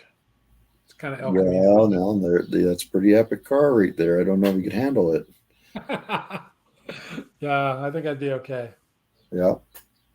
Okay. Well, we're going to do the Fords, I guess. So I'm just gonna go with let's just go with a 88 50 GT Yeah. Yeah. convertible for me. Manual transmission. Yeah. I'm just trying to think. Yeah, that's the only thing that really. I mean, they had the Probe and they had a few other things, but yeah, I think I'm gonna have to Put go. tires on a Taurus all day. No. I mean, you had the show. You could do, in which the original show was kind of neat. It was cool, and we could go to one of their trucks or something. But I think I'm gonna have to go with like probably an '89 Mustang GT convertible. Yeah, I think those are the only way to go. Yeah. We already know Rich has got his 84. So. He's got his 84. Nothing wrong with that. Nope, not at all. So rather than going over to European cars, because I have no idea what I would look at. I guess we should have done Japanese, huh? Yeah, it would probably still be. Okay, let's do the Japanese instead of European cars this time. Let's do Japanese for the smog era. All right, so now we're looking at. The turbo coupe was okay. Yeah. Oh yeah. I don't like the supercharged cars. I don't like the 3.8 supercharged because those things are a nightmare to work on. And I said you have to drive it. So Mustang, easy daily driver, no problem. You know, I think. But we're on the GTR. Yeah, I can understand going GTR. I'm taking let's see, we are like 75 all the way to 95. 95. I will take whatever the highest year 280ZX. Okay. Well, they had the 300 was out by then. So I want the 280. I think 84 or something was I think 84 was the highest year for the 280. Yeah, I'll take a 280. Yeah, I like the 280. It's a good solid I like choice. the body style on that better. I think I'm going to have to go with a 94 Supra. Yeah. That's a Z car. I would have to go with the Supra. That was a pretty sweet car. Yeah. Fast and Furious car. So I guess now we got to go 95 and up. Anything. 95 and up. Yeah. 95 to now, right? Yeah, 95 to now. And so we'll start with the Chevys again. Let's go Chevy. Just a brand new Corvette C06. Yeah. I mean, I'd it have seems to like a say no-brainer. I'm right there with you. It'd be a brand new Corvette. Yeah. I mean, there is the Cadillac Black and stuff like that. That is really freaking cool. But I don't know. I just have to go with the new Corvette. Yeah. I mean, money's no object for this exercise. So, Well, yeah. that and we still have to daily drive it. Hmm. Keep that in mind. So Yeah. I'm still going with a Corvette because I see people driving them all the time. So I'm going to yeah, assume it's very daily drivable. So I think it would be. I honestly do feel that way. it's a Chevrolet. Of course, you can drive it. You know, I wish there were some Pontiacs to choose from, but Oh, we are in that range where we could have a Pontiac, and I happen to have kind of one of barely my have a dream Pontiac. cars, and that's my '99 Trans Am convertible. I love Oh, that car. Like that's at the time that was like, what is that car? I want one, and I got it, yeah, and I don't regret that at all. I still all star in my opinion, and at the time it was something that was pretty hands down ahead of the other cars. yeah. A GT 500. Yeah. Yeah. Rich is kind of on the same page with us there. So now we're going to go over the Mopars. I mean, right? You got to get a Hellcat. Yeah. Well, or one of the variants of it, like what was the new one, the Goblin, something like that, or the Yeah, whatever. The whatever, the same Red thing. Eye, whatever. Well, one of Yeah. those.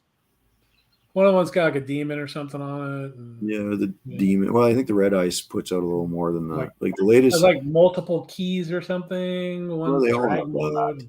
Yeah, they got the red key and the black key, but I mean they're up to over 1,000 horsepower from the factory. Yeah, Rich. Hello, Kitty. Hello, Yeah. Kitty. Yeah. Yeah, Well, there you go. the question is, do you want it in a Challenger, a Charger, a Jeep? Challenger. I think Challenger. You want the Challenger? Okay. Oh, I Uh, don't know. Maybe I would take a truck. the TRX. Yeah, maybe. They've got a wait, does that count? That's Ram. That's Yeah, not it counts. It's Mopar. Remember? all right. You know what Yeah, I don't Mopar know. is? Maybe I would take a truck. I don't know. I would go Well, with the they Challenger. did have those the 2004, 2005. They had those V10 trucks that looked badass. Yeah, Remember those were those? cool trucks. But because they They had looked really good. the Night Runners they actually had the Viper engine in them. They were pretty Yeah. cool trucks, and you could get them in a standard. Yeah, those things had the 04 to 06 had a great looking front end on those things, on those Ram trucks. The first Hemis that, again, kind of like my truck, didn't have any chrome on the front. It was all body color. Yeah, Almost like those always monochrome. remind me of kind of like the GTO Endura bumpers, where there's Yeah. no real bumper. Those are great. Yeah, the TRXs are a little uncontrollable. Or are you talking about the Hell Kitty? Yeah, they're all uncontrollable. Once you have They're that much all horsepower, uncontrollable. like what's even the point? Yeah. Okay, well we're into the Fords now. The Fords.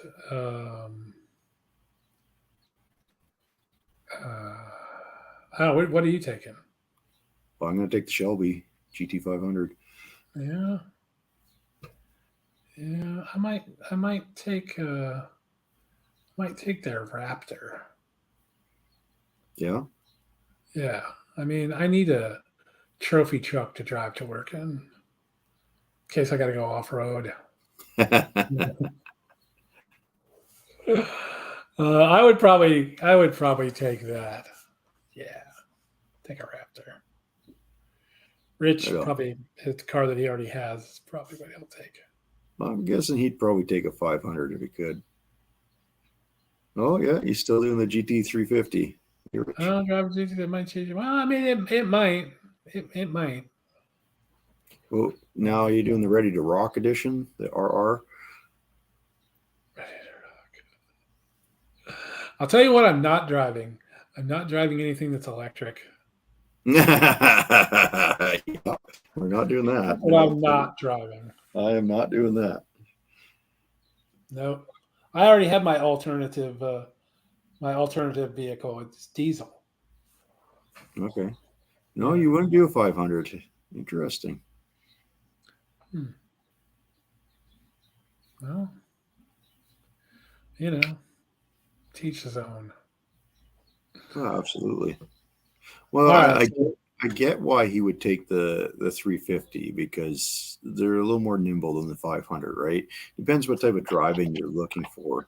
If you want a full-fledged track car, or do you want something that does the old straight line performance, right? Yeah, you get the flat plane crank in it. You like the sound of it, eh? Yeah. Something to be said for that. Yeah. All right, so where are we going? Are we going over to Japan, or are we headed over to Europe? I don't think I've been keeping up on the. Let's go to Japan again. All right, Japan. But I don't think I've been keeping up on anything. Yeah, I haven't really either. I think I'd probably be more in Rich's probably GR territory for this. I think. But there's a few you things. know what? If we just had to.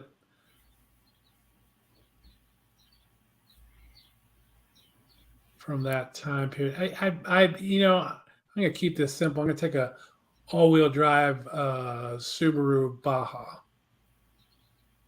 Okay, interesting choice. Yeah, that's what I'm taking. The one that's based on the Outback. Interesting. Yeah, I think that's what I'm taking. Yeah, Rich, you sticking Driving with it the every day. GTR? You sticking with the GTR? Or you got something different when we go modern?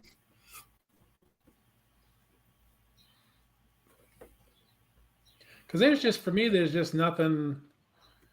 I mean, there's a lot of cool Japanese cars, but nothing that I would really want to drive every day.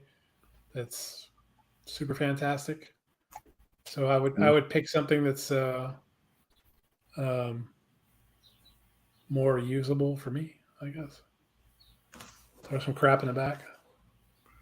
Yeah, fair enough. But I still think that the modern GTR is a pretty sweet car. I mean, we could go with the Lexus LFA too, or something like that. Those are. Oh yeah, I mean, about money's no object, so I guess LFA would be the way to go. Yeah, right. That would definitely be the way to go. Yeah, it's a pretty insane car, really. I think it's pretty cool.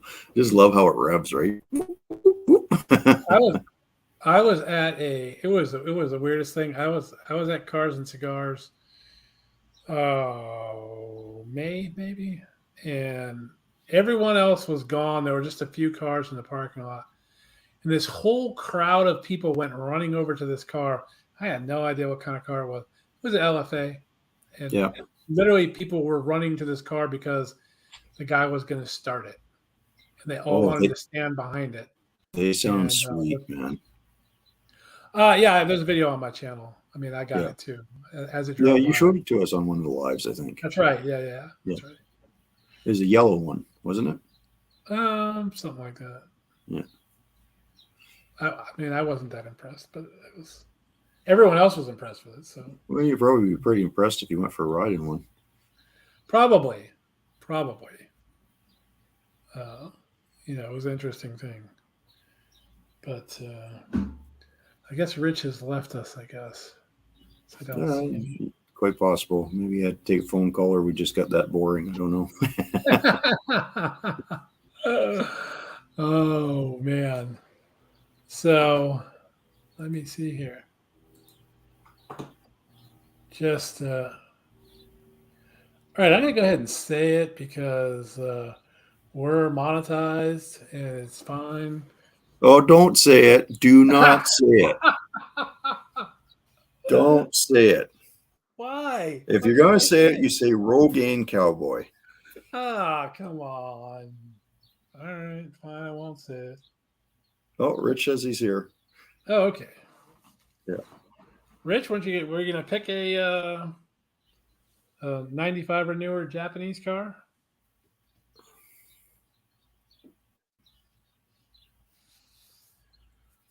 We can jump over to England. I'll take Well, yeah, I'm still gonna stick with the Aston Martin DB12. I feel like Land Rover probably makes something that I would like to drive. Oh, I won't touch a Land Rover. I They're had probably a fine while they're on warranty, but as soon as they go off warranty, I want nothing to do with them. I had a Discovery One for a while. I love that stupid thing.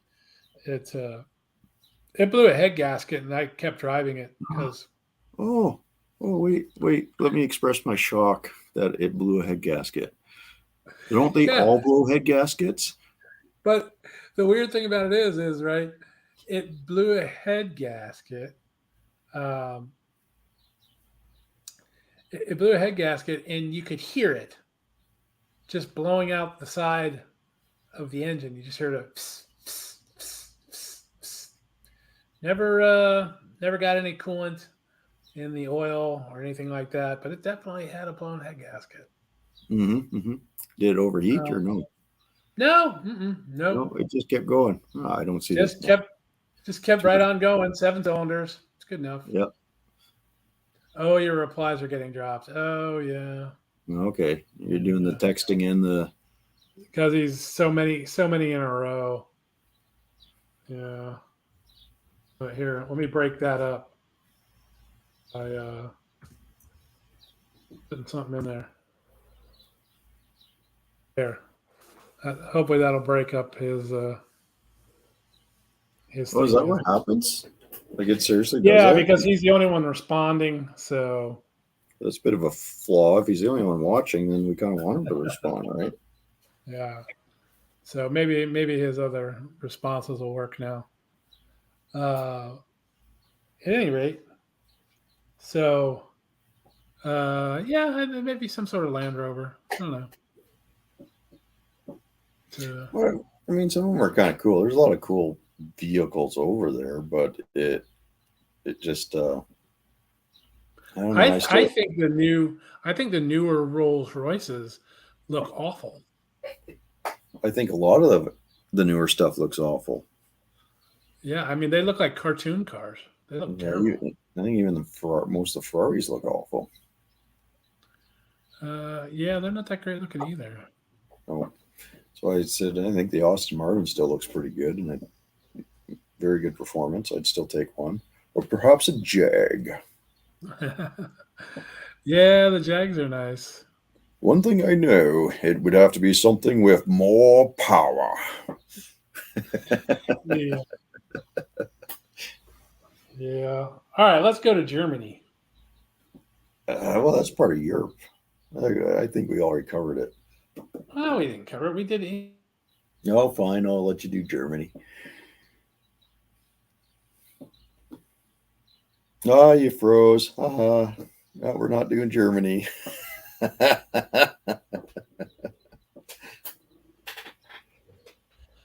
Quick, Rich. Starlink talking about the Germans.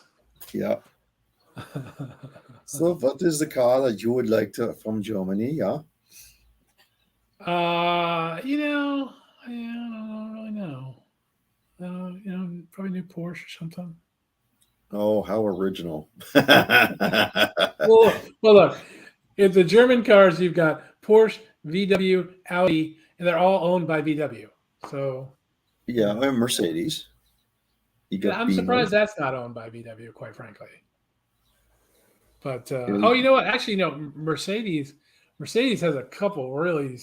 They got some sweet. They got some very nice cars. Yes. Yeah. All right. I'm taking a Mercedes convertible. Whatever their fastest one is, I'll go with that. Like a black or something like that. Yeah. I mean, they have some really. Oh, Germans MB Gullwing. Oh yeah. They do have a Gullwing again, don't they? Yeah. That's probably the way to go. Okay, I'm going with that. You Well, talked me out of everything else into a Mercedes, so now you okay, can get a Porsche. I'm going with the Bugatti Veyron then. Oh, well, all right. I guess. Bugatti's German? I thought that was French. Yeah, it's got a German engine. It's VW engine. Everything's a VW engine in it. Well, it's at least some of it's German. It should still Alright. count, right? All right, well, let's go Italian now. Italian. Again, I say this is part of Europe, and we've already discussed European cars, but okay. I'm taking an Aventador. Yeah, I think I'm gonna have to agree with you on that one. Actually, Yeah, that's a neat looking car. they are pretty neat. I just, I can't think of a Ferrari I would like right now. Yeah, either. Yeah, because the F40 came out in the 80s, right? So it doesn't fall within our age group here. So yeah, I'd have to go with the Aventador. Yeah, I think that's the way to go. Rich, which Italian car are you taking?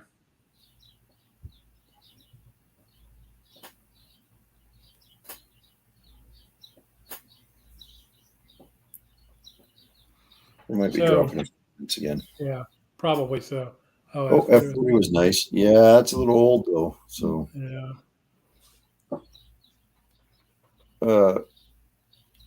I guess the Enzo Ferrari would be the modern equivalent of that. Yeah, probably. Not too bad. So we should probably get back to project cars at some point. Okay. What is on your project car bucket list? Ooh, project car bucket list. Yeah, I mean, you want to get another project car. What's man. you? Hey, Brailsford, how's it going? Hey, Brailsford. Jeez, that's a tough question. Actually, I like something I'd actually have to buy. Well, no, actually, it's not that. I'd do a Tri-5. I'd love to do a Yeah. Tri-5 build. Which one? 55 or 57? 57. Yeah, I'm a 55 guy myself.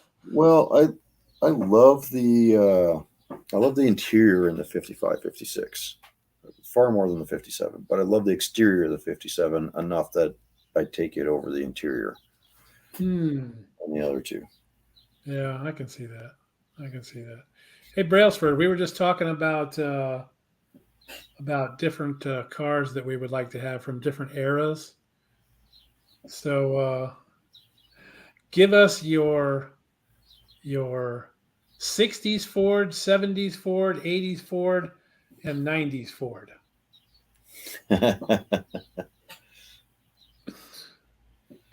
Like to hear his lineup of Fords. Well, but we should make it difficult for him though. We shouldn't let him choose a Ford. Oh, wow, that's Choose nice. anything but a Ford. Oh, there you go. All right, Brailsford, give us We your can come back to Fords afterwards though. 60s, 70s, 80s, and 90s non-Fords. And can't be a Mercury either. Nothing, or Lincoln.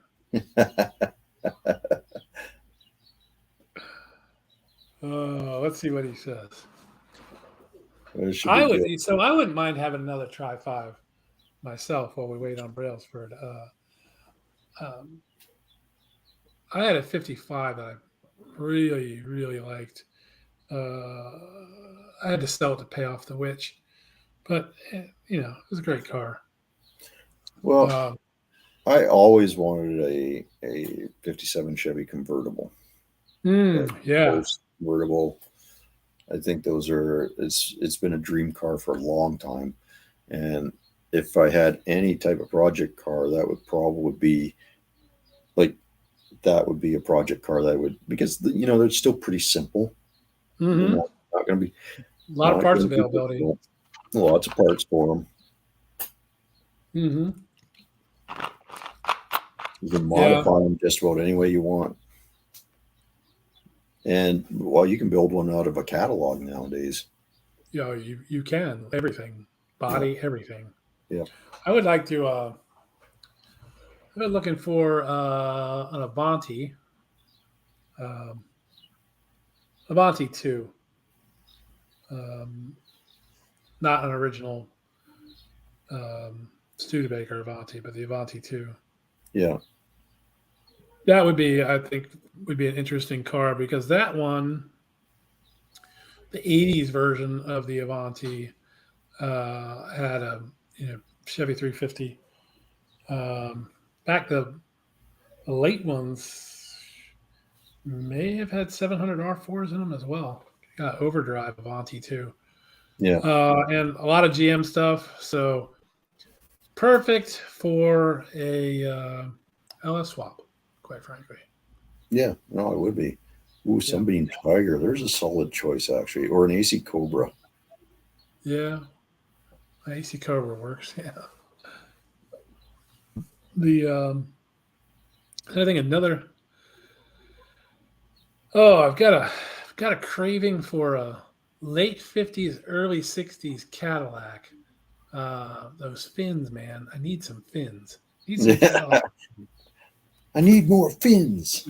Exactly. I need more fins. More Just like fins. cowbell, I need fins. You need fins. Yeah, I don't know. I got to have more fin. exactly. Yeah, Rich, that would be cool. I think I I think think, having one of each would be the way to go, well, or at least absolutely. driving one of each. If I had to pick one to drive, it would be the 289 Yeah, that'd probably be a better because drive. it'd be a better driving car. If I had to pick one that you can only drive one once, I'd pick the 427 because I was like, Yeah. oh, I want to see what this thing can do. but not. But the problem is that thing had like drum brakes on it, right? So, Oh, hey, look, there's dudes. hey, dudes, how's it going? Dang it, you missed something. Yeah, you did. You missed quite a bit actually. Feel But free to jump on, man. It's in the links in the Discord. Um, yeah, exactly. 61 Cadillac um, Series 62. Uh, I there was one for sale the other day. I really wanted it, um, but I didn't buy it. I should have. well, we'll I get was a dudes up to fool. I didn't speed. get it. What we were doing is we're going through project cars is what we were doing, but we deviated slightly and we went through if you could own any car from certain eras, which would it be? If you, I think we started with what 74 74 and prior, back. Yeah. and then so which car would you pick from 74 prior? Anything in that range, if you had to daily drive it. Got to daily drive it. Got to be 74 and older. And money is no object. Pick whatever you want. We'll see what he says. But yeah, so that's on my project bucket list. Obviously, I wouldn't mind. I wouldn't mind having a 40 Willies. That'd be nice. That'd be a nice Gas simple or build. something. Yeah, that'd be real. If I was to go something like that, I think I would like a Scout One. Hmm. I think, Yeah.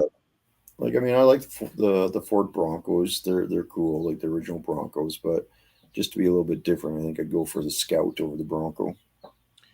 Yeah, I would not mind having a Scout one. I've had Scout twos, and and they were all right. But I would like to have a Scout one with a 4 cylinder. Yeah, Think I that'd be actually cool. had one, sold it. Yeah. Yeah, Well, I bet you're sorry. yeah, a little bit sorry, but it was pretty rough. And Oh, they all are these days. well, the thing Everyone I is run across is rough. well, the thing is when when I look back at it, and I look back at, okay, the skills I have now is skills I had when I had it. I understand Mhm. why I sold it when I had it. But if I have the skills that I have now, I probably would not have sold it. I would have held Right. on to it. Yeah.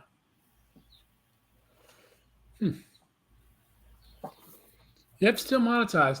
No problem there. Well, that's because you haven't said Rogaine Cowboy yet. Oh well, yeah. I mean, I suppose I haven't said it. I mean, I if feel you like I want, should. if you want to, go ahead and we'll see what happens. Nah. It's your live after all. Well, that's true. That is true. Oh, and hey, look at that. We actually made it to 2 hours. We did make it to 2 hours. That's pretty impressive. I'm shocked. I'm a little shocked myself that yeah. I'm just happy we actually got it working, you know?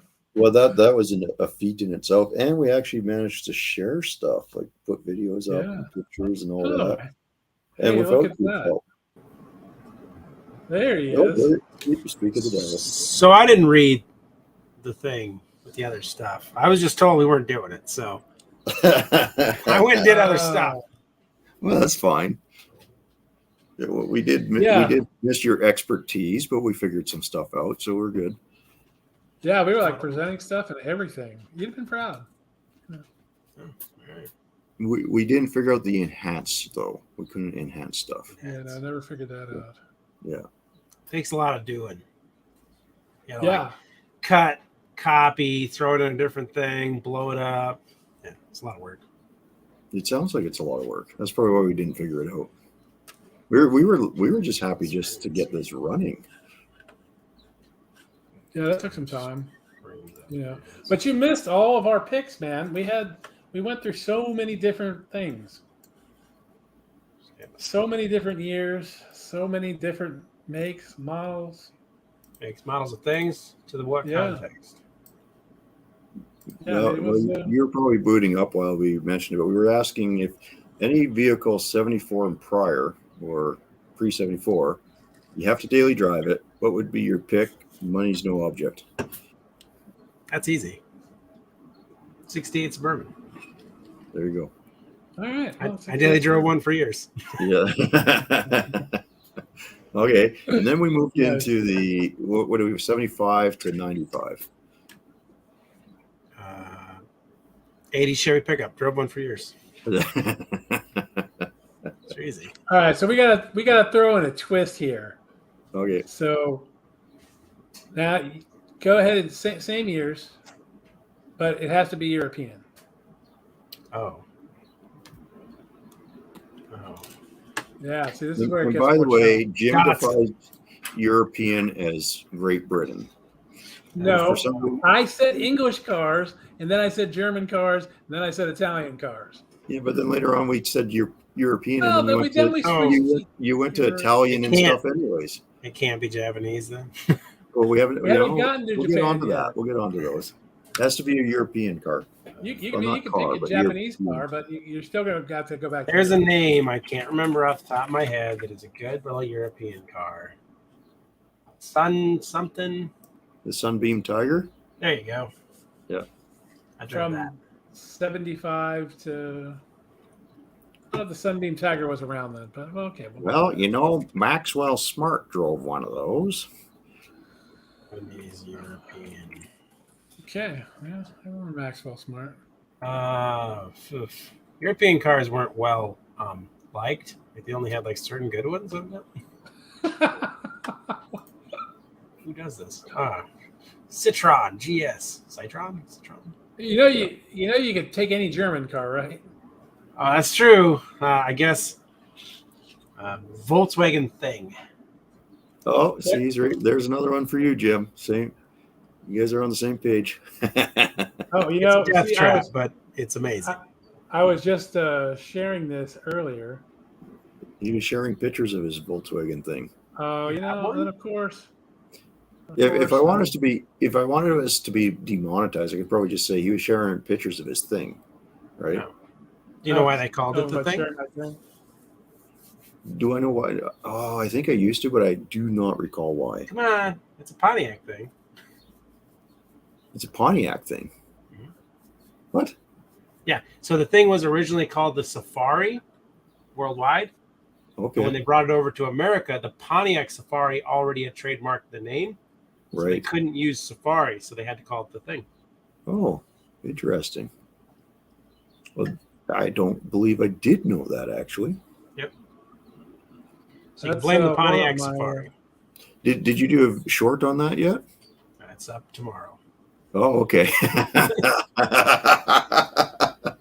Well, that's why he knows this. Yes. Come on. It's fresh on the brain. Research. It's fresh on the brain. Yeah, that's the way it works. Why is it pink? because that's Why is your thing pink? Oh, your Explain thing it. should be pink. It's probably Your thing- wrong if it's not. oh, so you're saying if it were like say yellow, there might be something wrong with it? Yeah. Yeah, his other thing was yellow, That's my other one. God. and it's spotted. Why did you get rid of them? Because there was just way too much money to be made off of selling them. That's true. They are kind of like weirdly expensive for what they are. Yeah, they are a very simplistic vehicle. Oh, 100%. Like, Yes, but Yeah. yet they're worth a lot. So complexity does not equal value. oh, I got very wordy talking about that. I almost teared up. So you should watch the show. You teared up on that one, eh? I was like, man, that's a good subject. Volkswagen thing. All right, now we're gonna really make it difficult for dudes because we're gonna say now you gotta pick a modern vehicle that you would daily drive from 95 and up. Okay. I'm getting started. 99 Buick Riviera, stage 2 supercharged front wheel drive car. Oh, it didn't make it that difficult, except it has to be European. Dang it. Volkswagen Passat. Ah, You're just pulling shit out of the air now. well, let's just pull I've the had one of most those too. generic vehicle out that with the highest reliability record. Yeah, they're good cars. Yeah. If you want to work on one, which I don't. I'm surprised you didn't say, "Oh, I'll take a Yugo." No. Nobody wants a Yugo. No, nobody does. Yugo people don't want Yugos. It's just a pride over function thing. Yeah, Oh, They're the nobody best. does. No, they're not. Shall we do the same thing with the Japanese cars then? All right, Japanese For cars. him? Let's see what his picks are. Yeah, okay. What are you taking? 74 and prior Japanese car. 74 and prior Japanese car. 7350Z or 250Z. Sorry. Solid choice. All right. Solid choice. All right. So now we're into the smog era. We're into the 75 to 95 era. Original Celica Supra. Okay. Before they split off into two different cars that were the same, and then later became different. Correct. But it was Inline So- motor 5-speed Celica Supra. so the kind of the more boxy.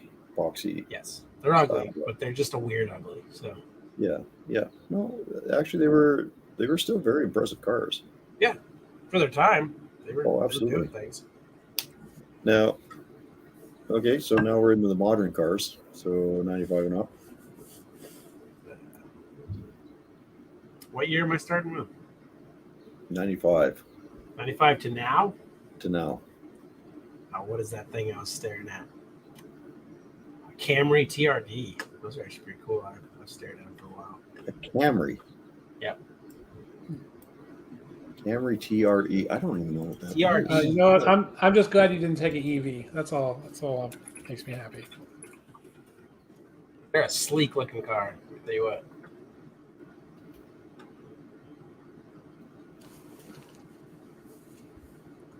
Did you They find come one? blacked out. The performance option Camry, hands down. I have honestly thought about buying one lately. Yeah, I gotta look at what this is. Okay. Interesting. Looks like a I mean- Honda Accord to me. Yeah, but they've gotten rid of all the good cars in America. I mean, what can you buy now? Nothing. So when you start looking bang for buck for comfort, options, reliability, Camry TRD all day. Well, you're not wrong, because like this is I still like my Dodges, obviously, but this is kind of the Dodges are done. They don't really have the Charger anymore, so Yeah, That's I don't know why- what they're thinking. that's why my current Charger has over 250 miles on it. 250,000 miles, I should say. I was gonna say, you've not been keeping that it in a much. box, like Yeah. she's getting miles on her, Yeah. almost Yeah, double so- digits. That's rolling up there pretty good. That 250,000 K, or Yeah, what is that? Is it 250,000 miles or is it? miles. I'm talking miles, Okay. but I'm over What's that in 400,000. kilometers? Over 400,000 kilometers. That's a bunch. That's a big number right there. Yeah. See, I always like to take my 2001 Buick LeSabre I used to drive for years. I drove for about 15 years. It had a button on the dash. You flipped it. It switched everything to kilometers, but it was all mechanical gauges, and the little Yeah. kilometers weren't marked on the gauges, but you could flip it to kilometers. So Really? when you push the button, the speedometer would just go, we're doing 110, So it's great because you could freak people out. Like somebody's riding in the car and sleeping. You just start driving real fast with no other cars around you, and it's like just maxes it out at 150 mile an hour, and you just wake them up like, look how fast we're going. There's like, holy shit, slow down. I'm sure there's some people out there right now telling the story of the time they went 150 miles an hour with you. Freak them out. It's like, I have gone. Sabre, on- she's got go power. I think the most I've ever gone in a street car is 163 miles an hour. Oh, that's not- On the street? No comment. I mean, now driven or rode in? Driven. Yeah, I've only gone about, I don't know, probably 150. That's plenty Driven? fast. That's Yeah. stupid fast. Rode in 185. Ouch. That's really Yeah. fast. And it would have gone faster, but the driver decided to chicken out. Well, I probably would have chickened out. I chickened out when I hit the 163 mark or 165 mark or whatever it was, because I was like, nope. Done. Don't get caught. This is stupid. The road starts getting squirrely at that speed. Well, the car was very stable, and I still have the car, but it was. The thing is I realized that if a deer came out or Oh, yeah, you're done. a vehicle switches lanes a mile ahead or something, you don't have any time to react. You're done. See, I live out in the flatlands. So Yeah. at night, you can see miles out there. I mean, you're Yeah. going to see something unless they got their lights off parked in the middle of the road, which I guess could happen. But Yeah. there was roads you could go down where you could literally see 5 miles down the road in the dark. So Yeah. Oh, yeah. Yeah. you just send her. Or the interstate was a good place to do it because you could see down that thing for miles and miles. Well, okay. It was on the interstate, we'll call it, type road. It was kind of at dusk, so there's lots of light, could see everything. There's no traffic around. And I did pass one vehicle, and when I passed it, from the moment I passed to the point that I checked my rearview mirror, realizing that this thing was also doing like at least 70 miles an hour. Yeah. So, you're looking ahead, you do your checks, you look in your route, and I see dots for headlights again. I decided this is stupid.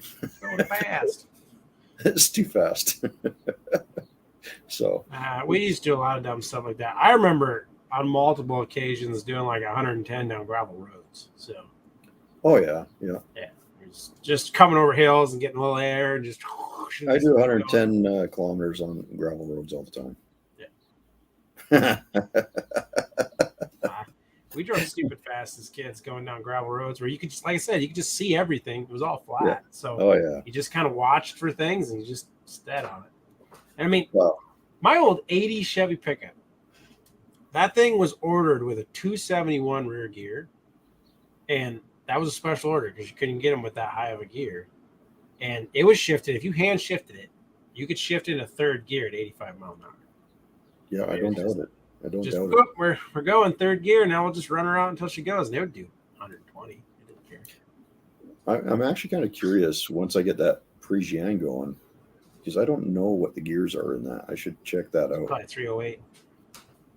Possibly What year is it? 60, 67. 308. Guaranteed. So it had it had the Power Glide in it with a 283. I will almost bet it's 308. Hey, you missed a video of that too, of it running with the. I saw LS a video running, or at least I'm trying to run it. I got it running a little bit better now. Ah. I don't think I saved that video where the cap came out of the EGR port and shot me though. That hurt. Jeez, that hurt. It backfired. I didn't have all the vacuum lines hooked up, so it backfired and it shot the plastic cap out, pinned me right in the chest. Taking that. So did you get a plug for that EGR valve? I have one on order. Yep, It's on its way. it's on its way. Yeah, I've got a few of those kicking around. I have not worked on a car in a month. I haven't even really walked in my garage for a month. So I haven't done a whole lot came with back that. inside from starting a Camaro because I crossed my fingers like this and I went, maybe the power steering magically fixed itself and I don't have to work on it anymore. It didn't. So Oh, that is that's going to be unfortunate. tomorrow's thing. Crazy. I how that. I rebuilt the power steering pump because it was leaking badly. Yeah. Because I don't want to buy a new one. I was like, yeah, seal kit's like $40. Let's just reseal it, make it right. And then I put a power steering box on it because it was leaking off of a car where it was good. I drove the car into the garage when I tore that car apart, and the power steering box was new. I was told it's new. I just put it on there, so I kept it because I'm like, that's like a $400 piece. Why would I want to not keep that? Yeah. So I drug that out of the storage and I threw it on the car when I was doing the power steering pump, and now I have no power steering. So then I'm like, well, I must have rebuilt the power steering pump wrong. But I must just, because it all worked. It just leaked before. So must be my inability to rebuild a power steering pump. So my dad came over and diagnosed it with me, and I'm just like, yeah, I'm just going to take that power steering pump off and go buy one, screw it, whatever. So he's like, well, let's check it. Looking in there, Reverse the like lines, it's did moving you? fluid. What? Did you reverse the lines? There's no way to do that because that's what Okay. he said right from the get. He's Yeah. like, it's reverse the lines, so there's absolutely no way to do that. It's Yeah. the fitting sizes are different. So he's like, well, let's try something because we looked in there, put fluid in it. So he loosened the high pressure line, It had air in the system. and I started it, and it fucking made a hell of a mess. Just Yeah. oh shit. Well, put it back together, put new fluid in it. Still no power steering. Really? So I'm just like, what the hell? So he told me to try to loosen the box because maybe the other guy tightened the box up too tight. But I haven't done that yet. I might try to adjust the box tomorrow, see what happens. Yeah. But it is so hard to steer. You feel like you're going to break the column trying to turn it. Really? Yeah, it's like something's wrong. And it was perfect power steering before. If you take it out and drive it down the street, once you're moving, it feels like it has some steering, but the second you slow down, it's bad. Weird. And it's a handful because I took it down the street, threw her sideways in the street, and yeah, with no power steering, that gets dangerous. Oh, yeah. It's getting some strong arms. So I'm going to put the leaking box back on it. I was going to rebuild the box, but I'm just going to put it back on there because I know it works. And then we're just going to sell the car. So I don't care. Oh, you're selling your Camaro or a different Camaro? Oh, I'm selling it. It's gone. Really? It's on the short list. He's selling everything. You're Yeah, selling you know, everything? I'm selling everything. Huh. You didn't see that video? Well, I haven't watched it yet, but I thought it was just one of those clickbait. Not clickbait. Not clickbait. It's all Really? going away. Really? Yep. I'm actually kind of shocked. Me Are too. Are you clearing it out so you can get different stuff, or you just want it all gone? Gone. But you're going to hold on to a few things, I take it. Oh, yeah. Yeah. My short list is 66 Impala, 65 Chevelle, 68 Suburban. Yeah. Everything else. I'm I have impressed. come up with clever ways of getting rid of things for more money that I think I'm going to dabble in, but we'll see if I go that far. Fair enough. I got an 80 Chevy pickup with a 4-speed that runs and drives, but the cab is trash. I bought it just for parts, and I don't need the parts. Because see, that this is the glorious thing about the final decision to get rid of everything, right? So you accumulate parts for 40 separate projects, and you have all these parts. You just never get around to the project. So you've accumulated and hoarded parts upon parts to build every vehicle the way you wanted it built. Now you sell the vehicles. Now you have an abundance of parts. So this vehicle that you were wanting to work on, but you only had these parts for it, and you had the better parts for this one, and you had these parts. Now you have your pick of all the best parts. So you don't need any of these parts vehicles you bought to steal things out of. Right. Yeah, it makes sense. It's an If you're awesome close- thing. If you were closer, I'd buy one of your Tri-5s. See, Tri-5s are one of the ones that's like, I have a 56 and a 57, and then we have a really nice 56. They're all 4-doors. And those are cars that they're not worth a lot just sitting there. So we might just leave those alone. They're not going anywhere. But like 78 GMC, 4-door Galaxy, 2-door Galaxy, Galaxy convertible, 90 Chevy pickup, 4-door 86 1-ton 4-wheel drive, 4-door 85 2-wheel drive. Just I'm gonna make a big list. 84 Camaro. Sounds like you're selling a lot of trucks. Yeah, because you don't need 20 trucks. No. What about you? Have you convinced your dad to do the same thing? I'm working on it. We'll Yeah. see. Well, and that's what I told him. When I told him I was doing it, he was like, "Well, you should probably keep that Camaro." I said, "Yeah, I know you think that, and if you really want to keep it, just give me your 82. I'll sell it, and you can have my 84.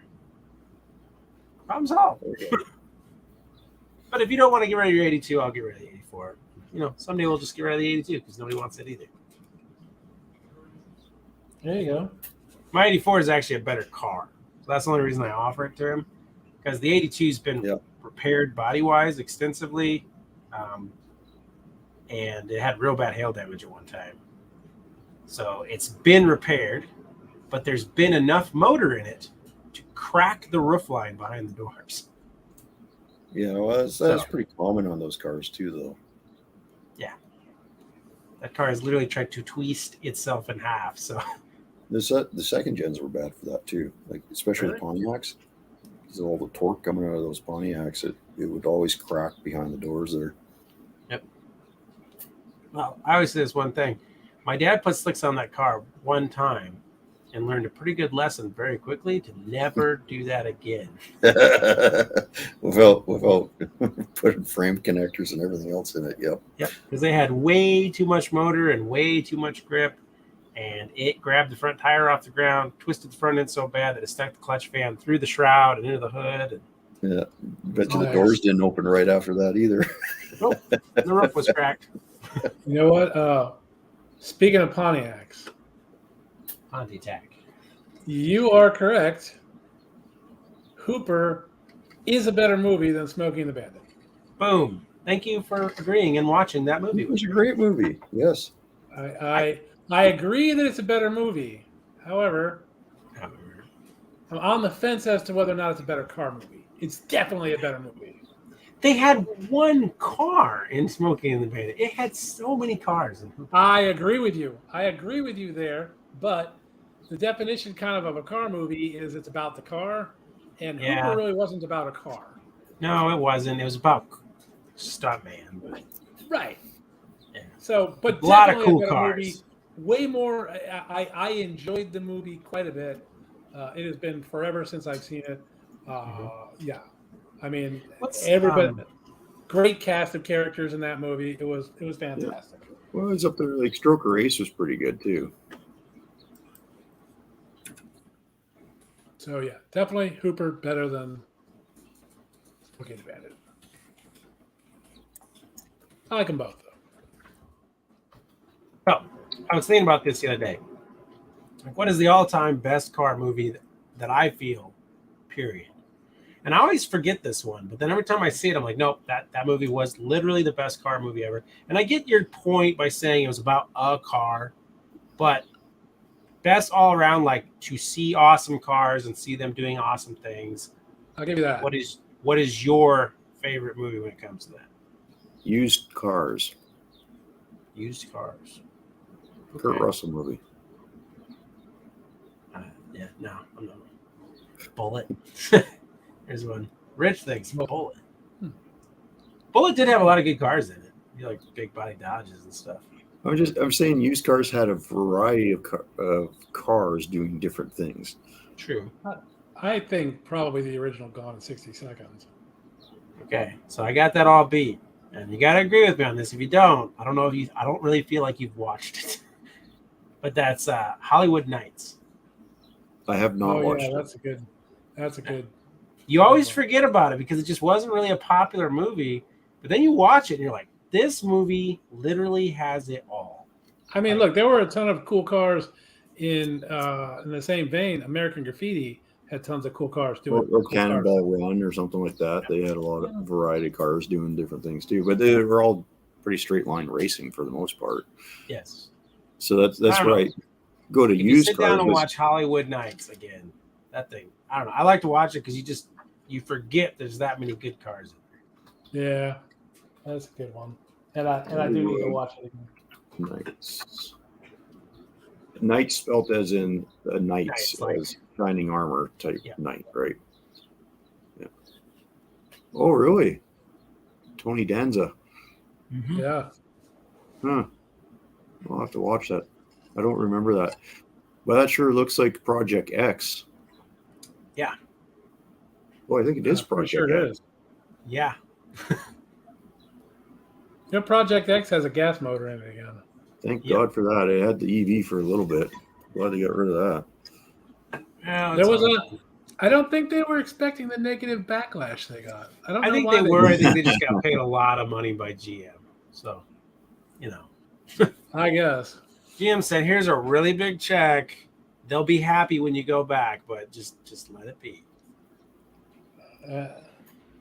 It's weird. I mean, a lot of that seems to be rejected by everyone.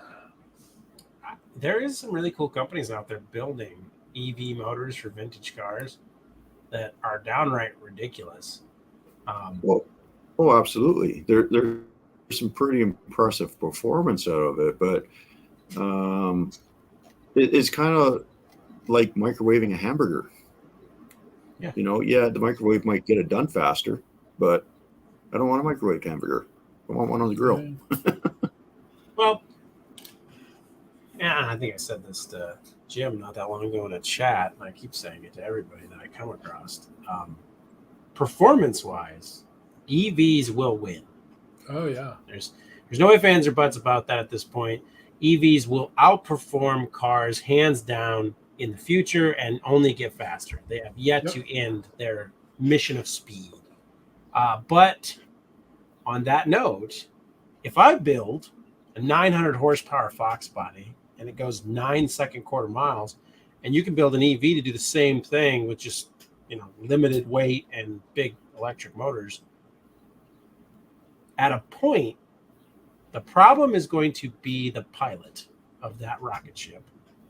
And at a certain extent, if that is a daily driven street car, the human equation will have to be removed because it will become so dangerous that no one will be allowed to drive them.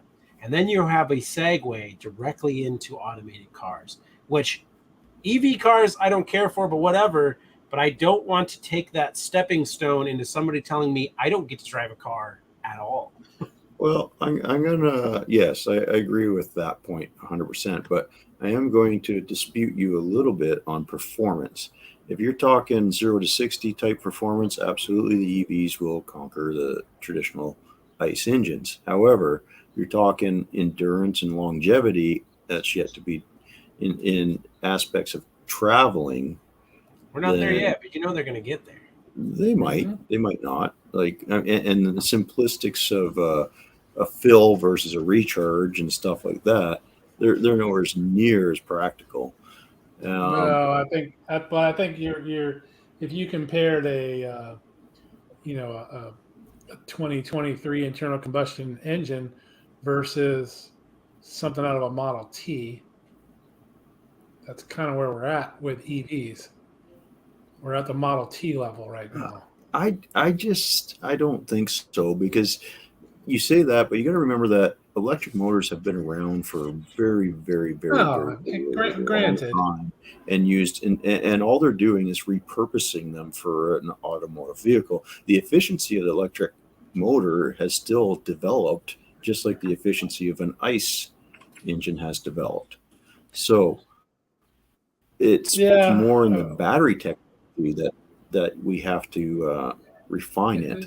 So okay, then maybe the EVs are the 1980s. They're the smog engines right now. They'll eventually get better. So there's innovation that comes into power generation that they have not utilized for what it could be used for. And you got hydrogen cells, and you got Bloom Boxes is a brand that's going out of their way to take organic materials and make electric reactions with them. So I think if you got away from, say, the standard, let's just go charge it and got into some self-contained battery system that now you're can talking essentially something. charge itself, you're going to get rid of all those problems.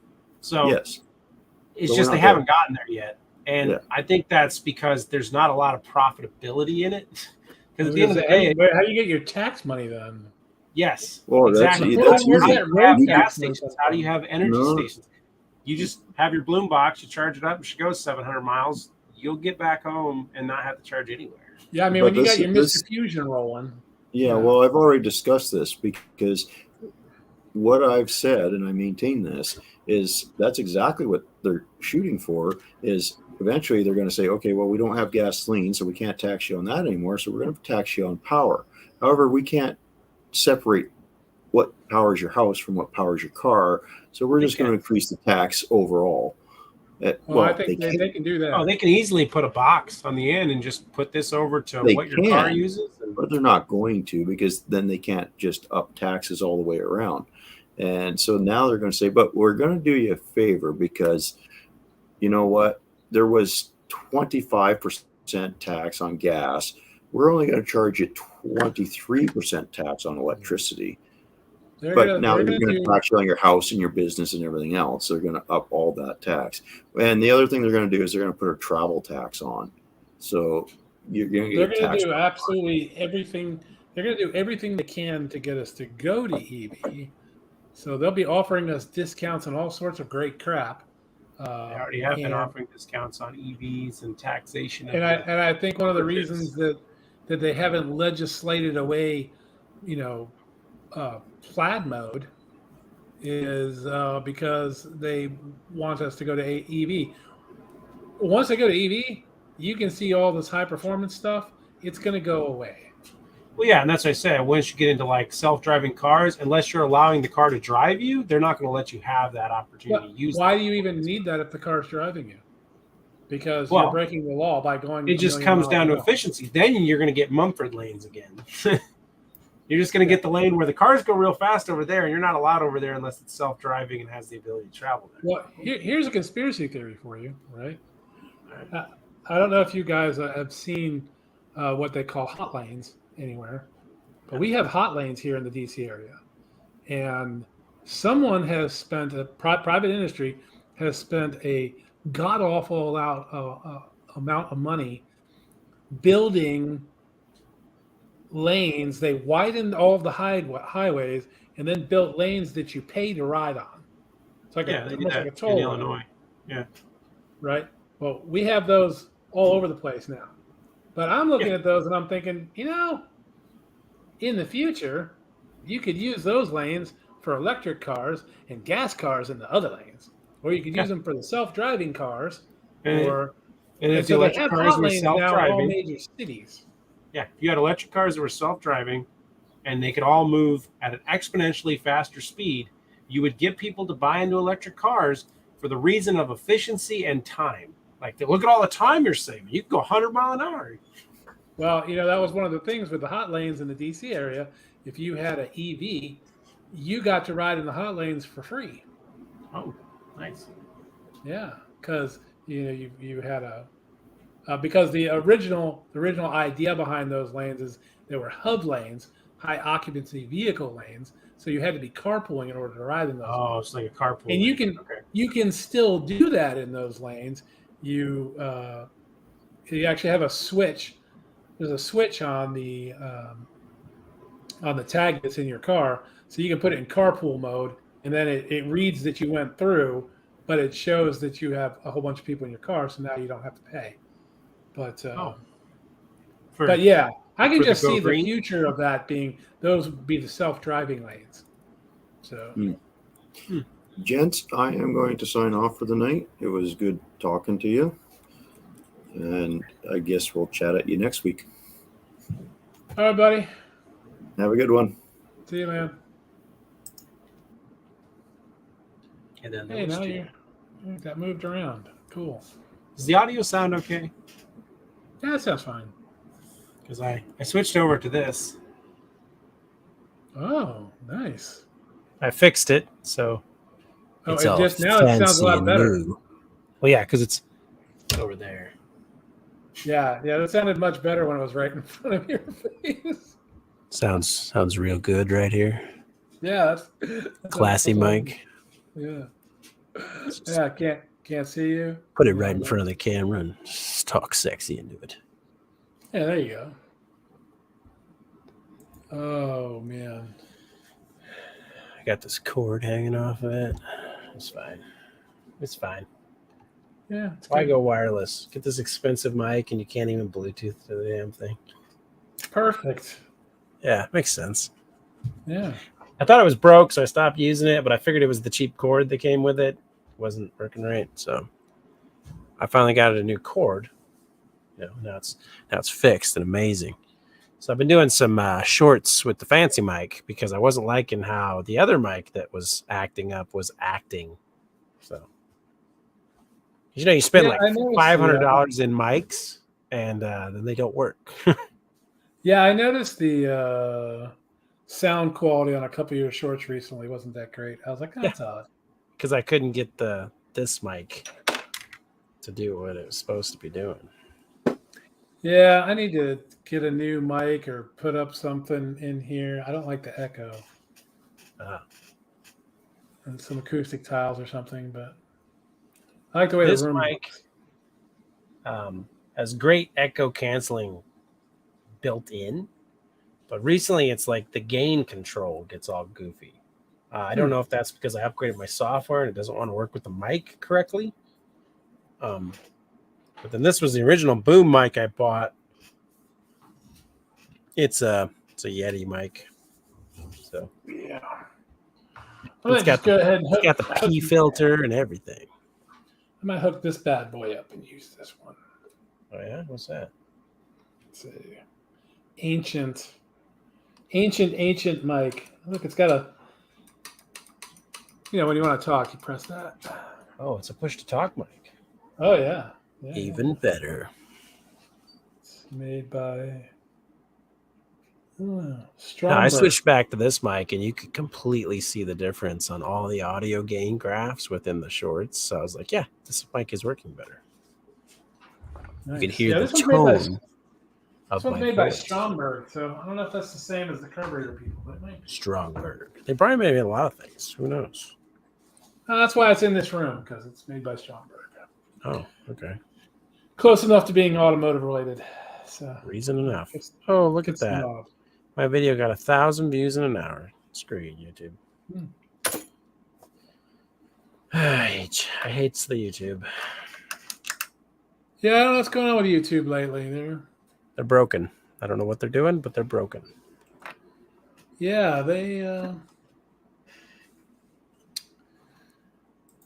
Yeah, there were quite a few people that noticed the drop in subscribers.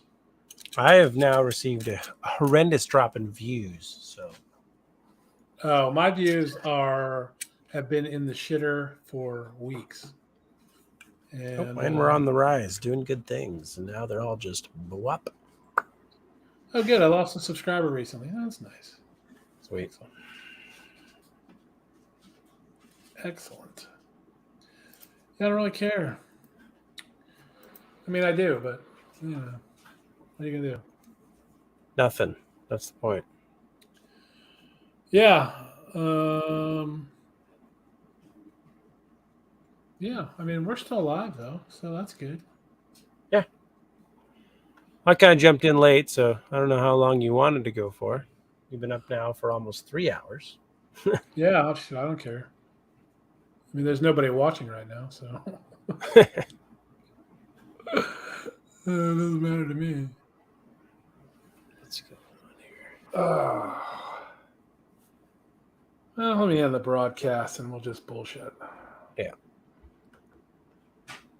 Let's see.